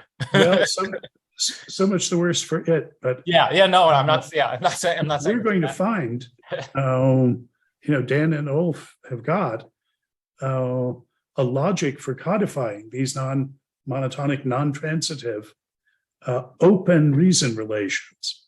We don't have to give up logic, and we don't have to give up semantics just because these things are not truth preserving, or rather you can't understand this sense of good reason as if the premises are true, then the conclusion is guaranteed to be true. In that sense, it's a bird, it can fly. That doesn't guarantee the conclusion, because if it's a bird and it's a penguin, it's still true that it's a bird. And yet the conclusion wouldn't be true. So that model isn't going to help us. Right. And a certain kind of semantics, any semantics that sees understands good implication as a matter of the semantic interpretance of the premises being a set of something or others that's included in the set of something or others that are the semantic interpretants of the conclusion, whether that's the possible worlds in which they're true, anything like that, that's going to be monotonic. So those semantic patterns are not going to help us in understanding this notion of good reason.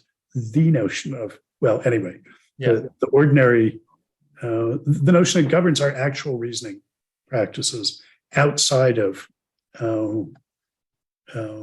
some bits of mathematics. Thanks. Okay, let's think about transitivity. There are a lot of philosophers of logic who are comfortable with the idea that we might relax the monotonicity requirement and do non-monotonic logic. There are not very many who are willing to relax transitivity as a condition.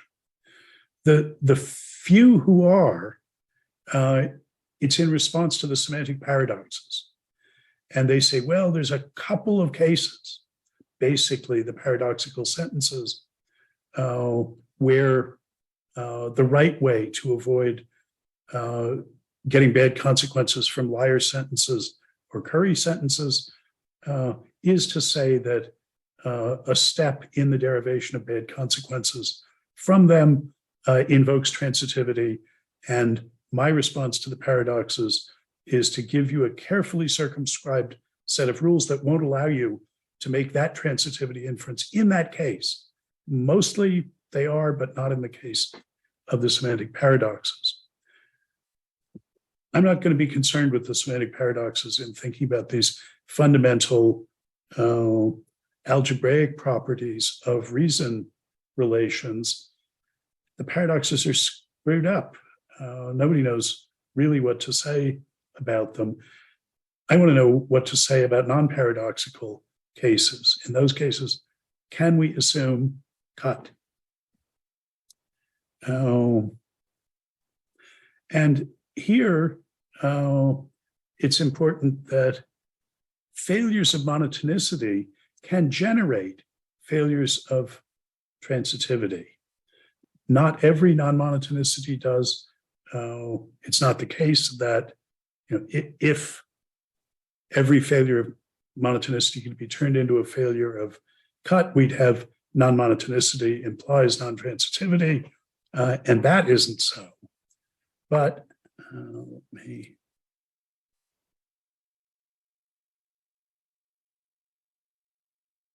Yeah, here on the handout. So we have the failure of monotonicity that we were talking about. Tweety's a bird, so Tweety can fly. So gamma implies A, that's the sequent above the line here.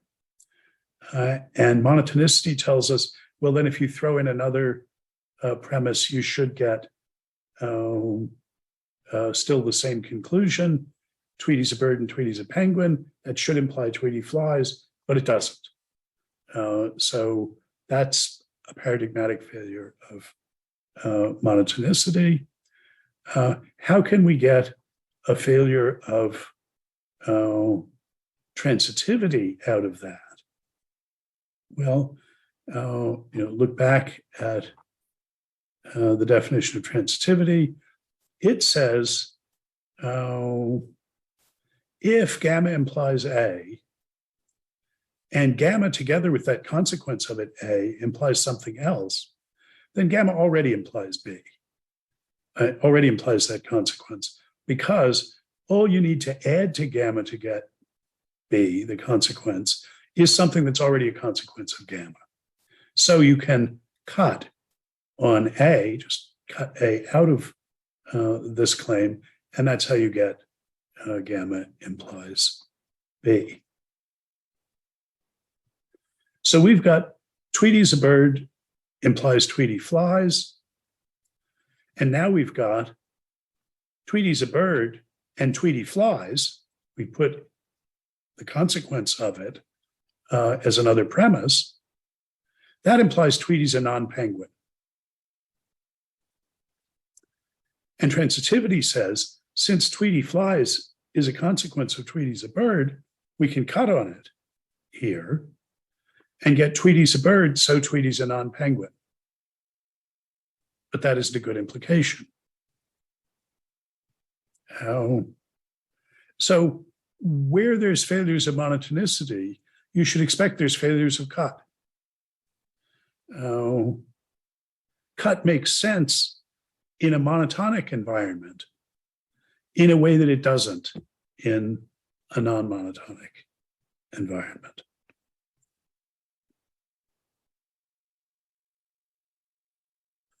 So that's a reason to be suspicious about cumulative transitivity of ordinary reasoning. But we can actually do better than that. Here's a fallback, indeed the standard fallback from monotonicity. Essentially all non-monotonic logics outside of the eternal outsider relevance logics, except this form, cautious monotonicity. Maybe I better put that back up.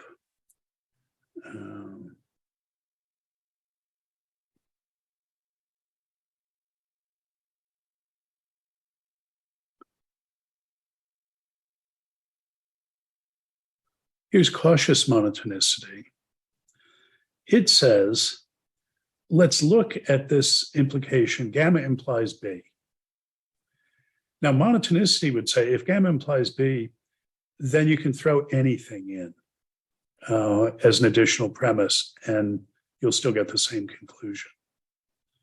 Cautious monotonicity says, on the model of cumulative transitivity, it says, well, you can't throw in just anything. But one thing we can be sure you could throw in is anything that gamma already implies. If gamma implies A and gamma implies B, then gamma together with A, which it already implies, ought to imply B. So cautious monotonicity says, can't throw in just arbitrary premises. All you can be sure of throwing in, saving the goodness of the implication, is things that premise set already implies. Its consequences you can already get. So for instance, Dov Gabay, I'll give you the reference in the notes, speaks for a contemporary consensus when he says, look, we just can't understand reasoning is going on unless you've got containment, transitivity, and at least cautious monotonicity. That's not a full closure structure. You don't get all the Tarski conditions. You don't get everything you need to define a topological closure operator. But the minimum we need to make intelligible that what we're codifying is reasoning is at least cautious monotonicity. And I want to argue even that is not right. That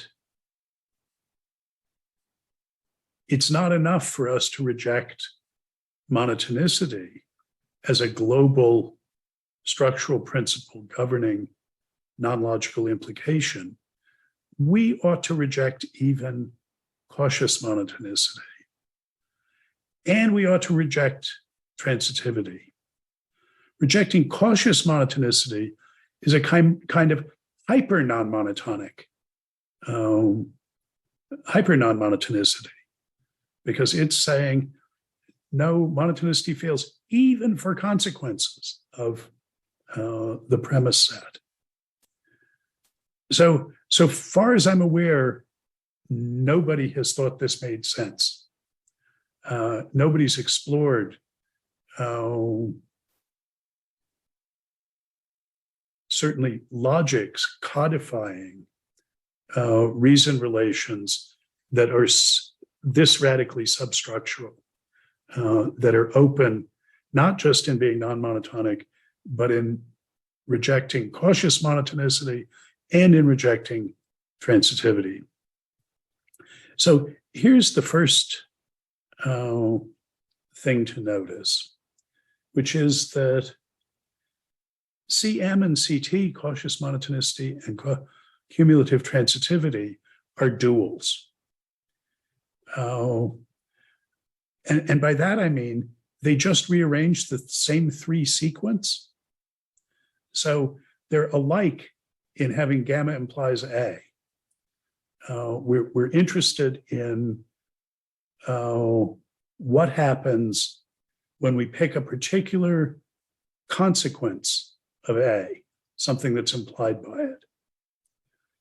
And then cautious monotonicity says, well, adding A as a premise doesn't infirm any of its other consequences. And cautious cumulative transitivity, CT, says, well, if A is a consequence, then, and adding it doesn't infirm, and adding it has a consequence, then that was already a consequence. The difference between these is just we've swapped above and below the line here.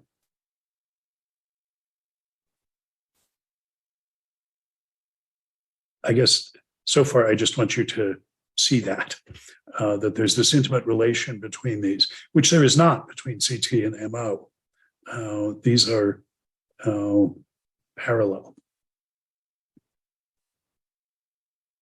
Okay, I guess I don't need this up on the screen then. Okay, let me introduce a new way of talking about implications here. Think about the statement, gamma implies A, written in the Gensen notation, gamma turnstile A. We can think about that statement codifying two sorts of content, two sorts of senses in which a sentence can be contained in the premise set. The first is gamma is a set of premises. In the Gensen system, it's a finite set of sentences. We can relax that for some purposes, but it doesn't matter. It's some set, gamma 1 through gamma n, of sentences. That's its explicit content. That's what that premise set literally contains, the members of the premise set, the premises. But if that implication holds, that's telling us there's another sense in which gamma contains A. It implies A. If the elements of gamma are what it explicitly contains, then its consequences are what it implicitly contains, in the literal sense of what it implies.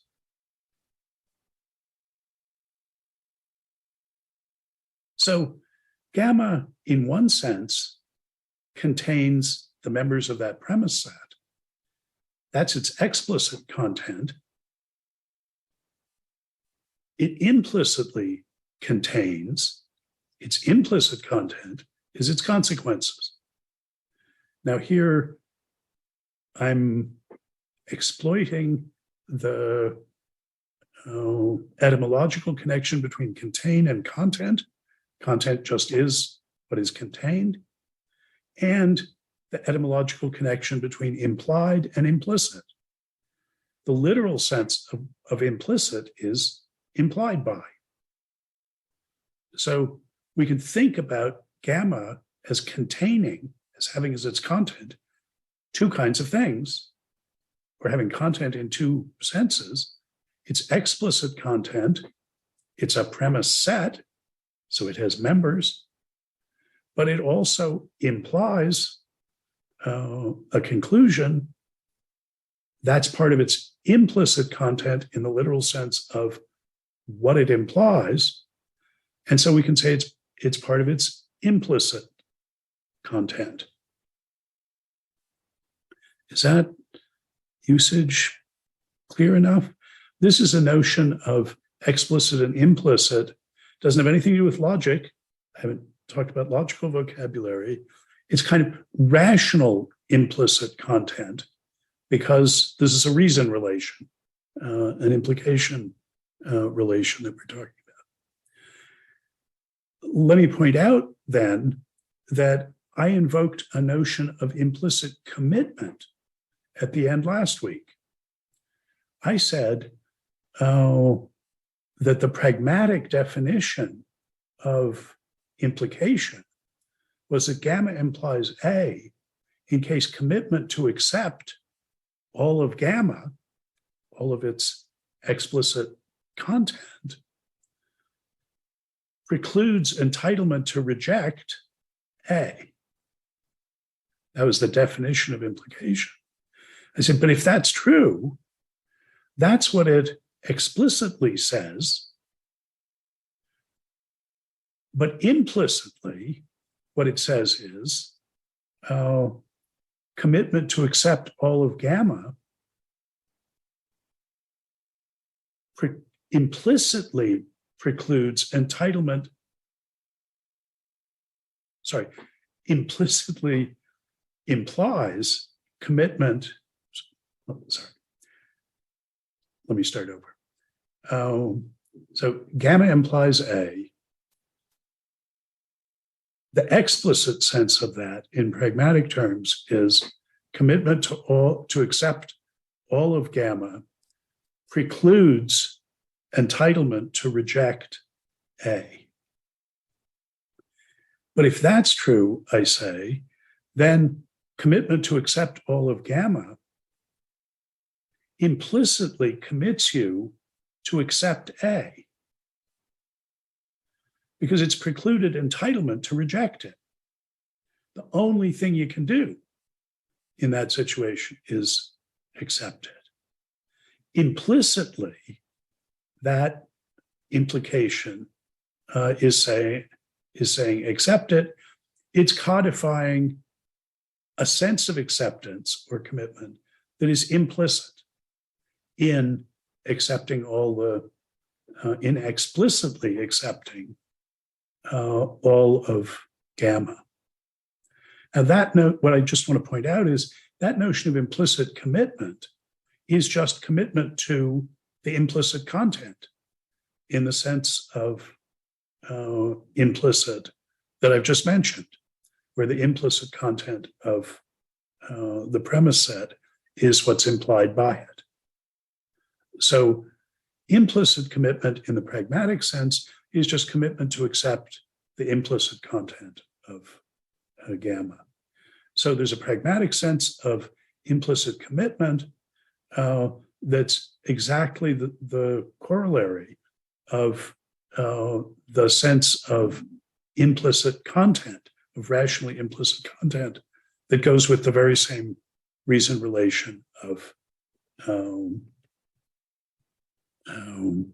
implication. Okay, given that sense of rationally implicit content and explicit content, the rationally implicit content of a premise set is what it implies, we can talk about the process of explicitation, the process of making explicit. That's moving something from the right side of the turnstile to the left, taking some bit of implicit content and adding it to the explicit content. If gamma implies A, so A is part of the implicit content of gamma, is implicitly contained in gamma, Then if we worry about what are the consequences of gamma comma A, we're wondering about what the effects of making that bit of implicit content explicit would be. So here now is a notion of explicitation, making what was implicit explicit, that involves comparing sequence, one where you have a premise set with a consequent, gamma implies A, and then worrying about what are the consequences of the premise set gamma together with A, where A is now part of the implicit content of the new premise set. Again, not a logical notion, just a rational one. Is that notion of explicitation clear?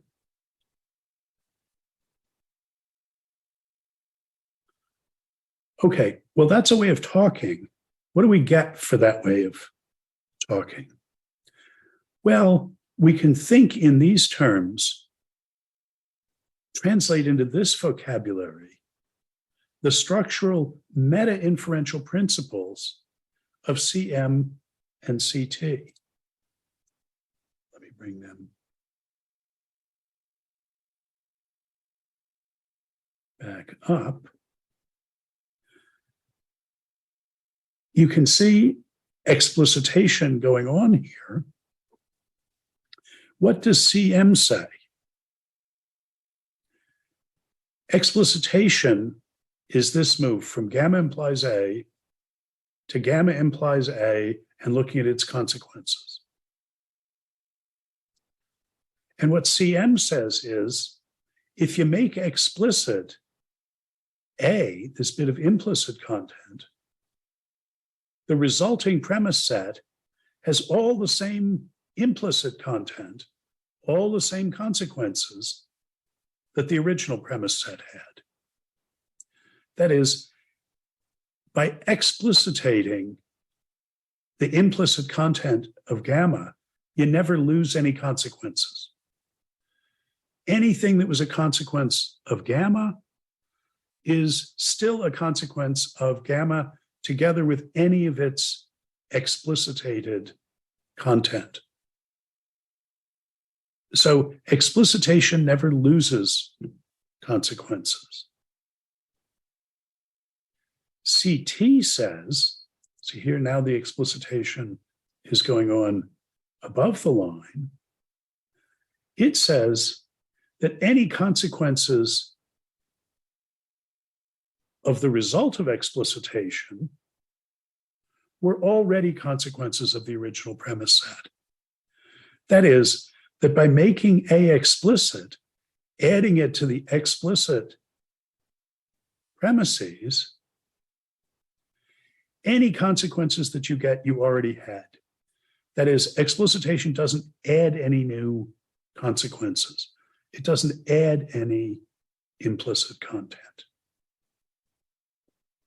This is the sense, I claim it's clearer if we describe CM and CT, what they say in this new idiom of explicit content, implicit content, and explicitation as what happens when you move something from the implicit side to the explicit side of the turnstile, that CM says that explicitation doesn't lose any consequences. And CT tells us it doesn't add any consequences. And together then, they say that explicitation is inconsequential. It doesn't change the consequences. Anything that's a consequence of a premise set, you can move it over and make it an explicit premise, and you won't affect what the consequences are at all. You don't gain any, you don't lose any.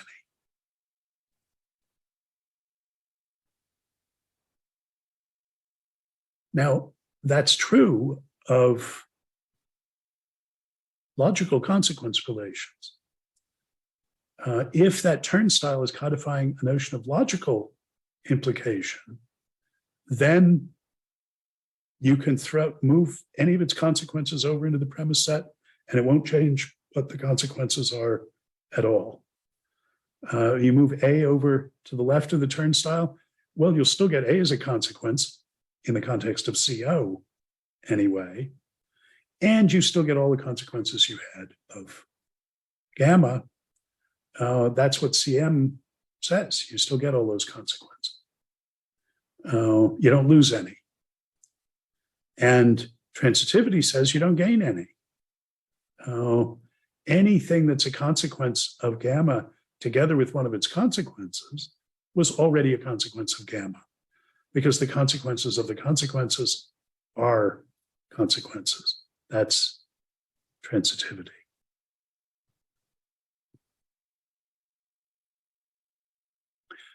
So the tradition in saying the minimal reason relation of implication that's recognizable as implication, as a notion of consequence, has to structurally satisfy CO, CM, and CT, is committed to the inconsequentiality of explicitation.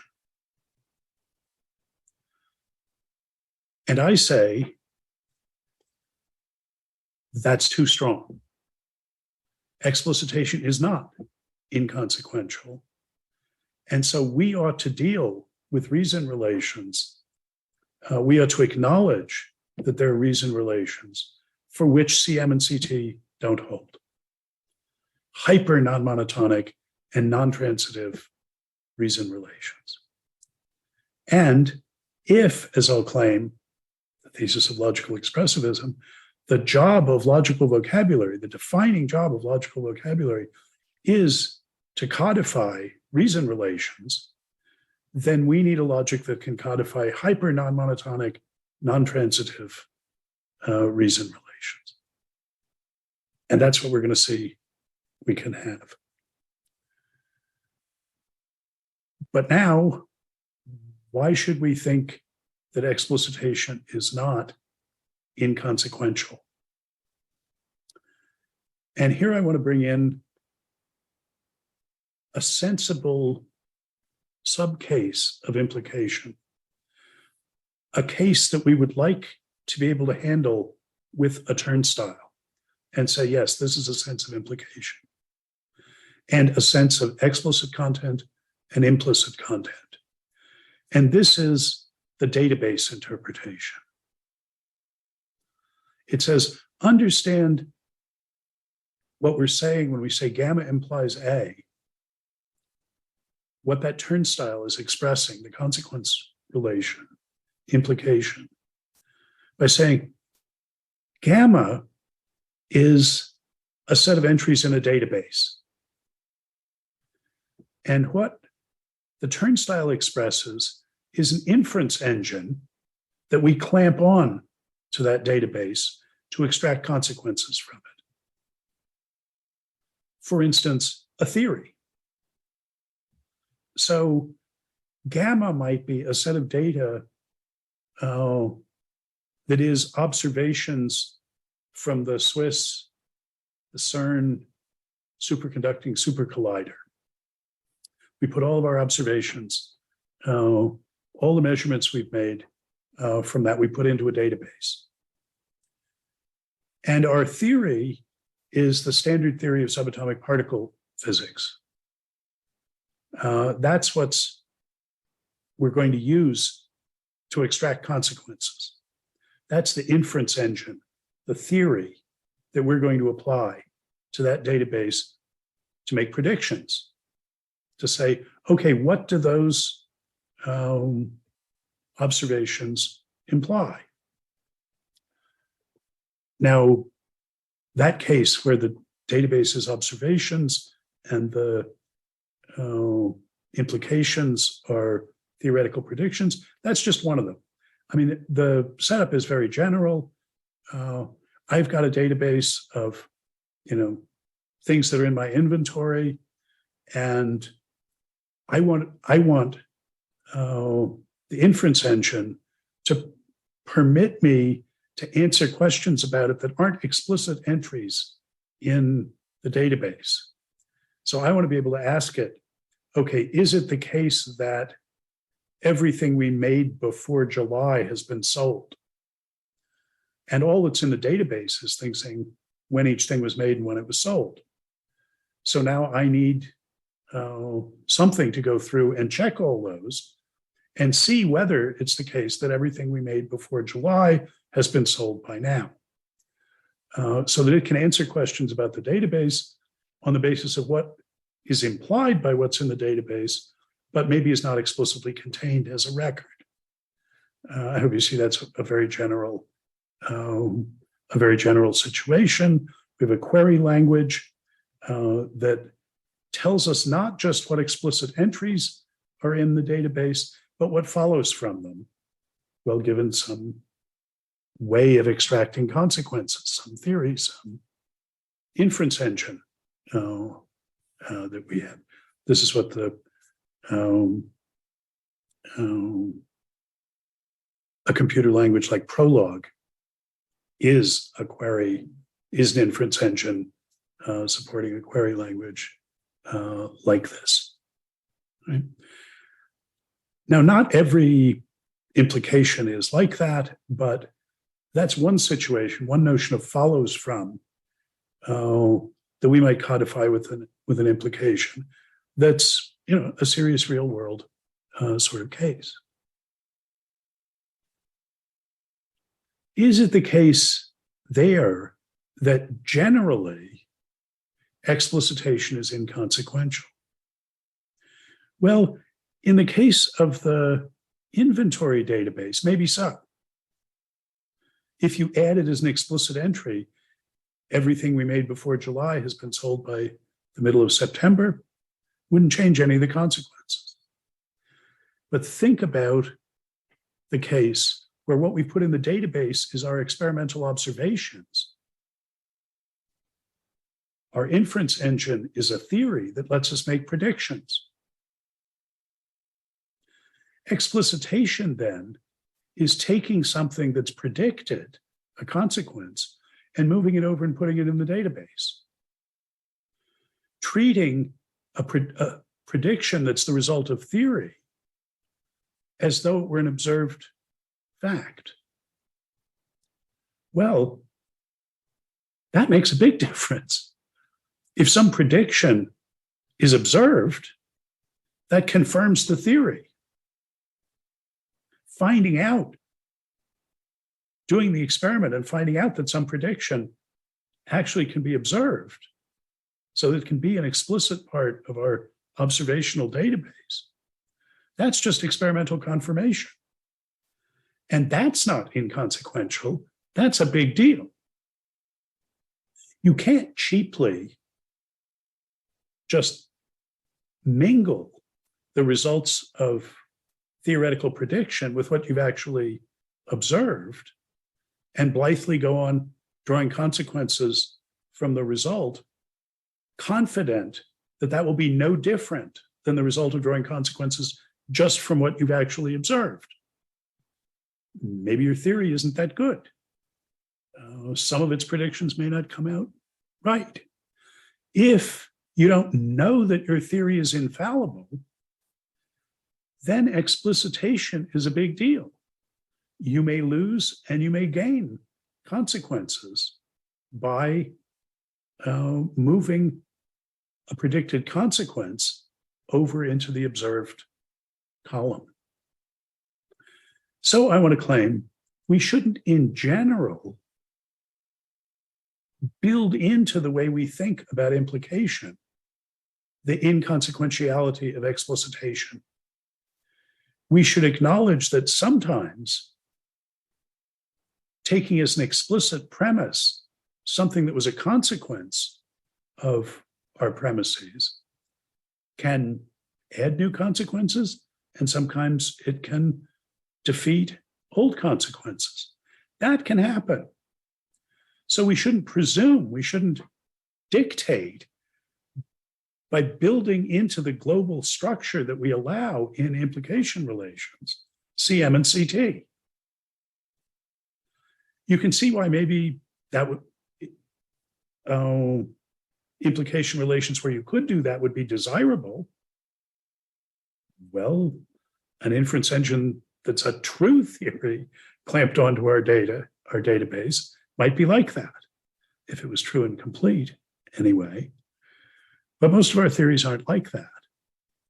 So I say, we're just stuck with when we think about reasons and reason relations, we're stuck with reason relations, needing to deal with reason relations that are structurally open. They don't have the structure of closure operations. Not just that they're non-monotonic, they're hyper non-monotonic. They don't just fail monotonicity, they fail cautious monotonicity. And they're non-transitive. CM and CT can both fail. CO, I said, I'm happy enough to keep. What's explicitly contained is also part of the implicit content. I'm fine with that. But we need to deal with these other reason relations. From my point of view, 20th century and now well into the 21st century, logic has been like the drunk looking for his keys on this side of the street because the light's better there, even though he dropped them on the other side of the street. We've had these formal tools for dealing with closed structural reason relations, all of our logics. So that's what we've used. But in fact, if we look at the reason relations, we see they're radically open, hyper non-monotonic and non-transitive.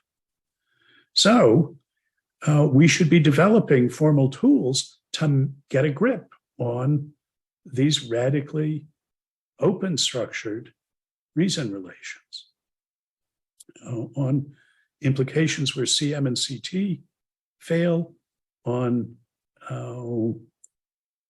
incompatibilities where MO fails.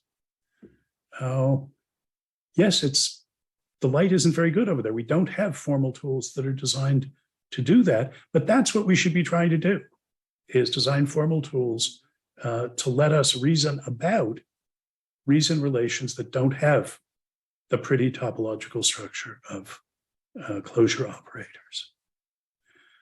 So that's what we're going to be doing going forward. As I say, we have a logic that can do that can codify in conditionals and negation radically substructural reason relations of implication and incompatibility, and we can do semantics for it. And furthermore, when we do that and then do a compare and contrast to see what the relationship between that logic and that implication space semantics, what relation they stand in to Fine's truthmaker semantics, all sorts of interesting relations become visible, and important facts about the truthmaker semantics become visible. The work that did that is not my work. I wasn't able to do it. It's Dan Kaplan's and Ulf Lobel's work. And what I've been doing so far is motivating interest in it. So next week, we'll talk more about these, the structure of non-logical reason relations. There's sort of more to be said about it than I've said today, and begin to look forward to how logic might help us deal with reason relations that don't meet these nice conditions. So that's where we're going. That's the payoff that I'm promising. These considerations about the interactions of these different reason relations, this is not something people have thought about outside of specifically logical reason relations, because they were thinking about logic in a different way than we will be. And though I've told pretty much the story that I've told so far in these weeks in print before, I never had a punchline. The only conclusion I could come up with was, well, we want something we don't have. We want a logic and a semantics to deal with these, and we don't have them. But we're writing this book because now we do. And that's the story I want to tell you in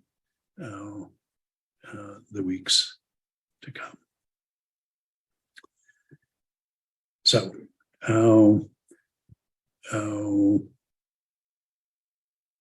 I rehearsed that story in a relatively brief compass in the draft introduction to the book we're writing, Reasons for Logic, Logic for Reasons, and at substantially greater length, I think it's 120 pages long, in that manuscript on reasoning and reason relations that you have access to. But I'm going to lay it all out for you. I hope today that you've seen that in thinking sort of from the ground up about the notion of reason, of reasons for and reasons against, in quite an abstract way, there are important structural issues and arguments to be made about the structure of reason relations, and that they constrain our formal thinking logically and semantically about the notion of being a reason for and reason against. Okay, well, having, I hope, whetted your appetite, I'll see you next week.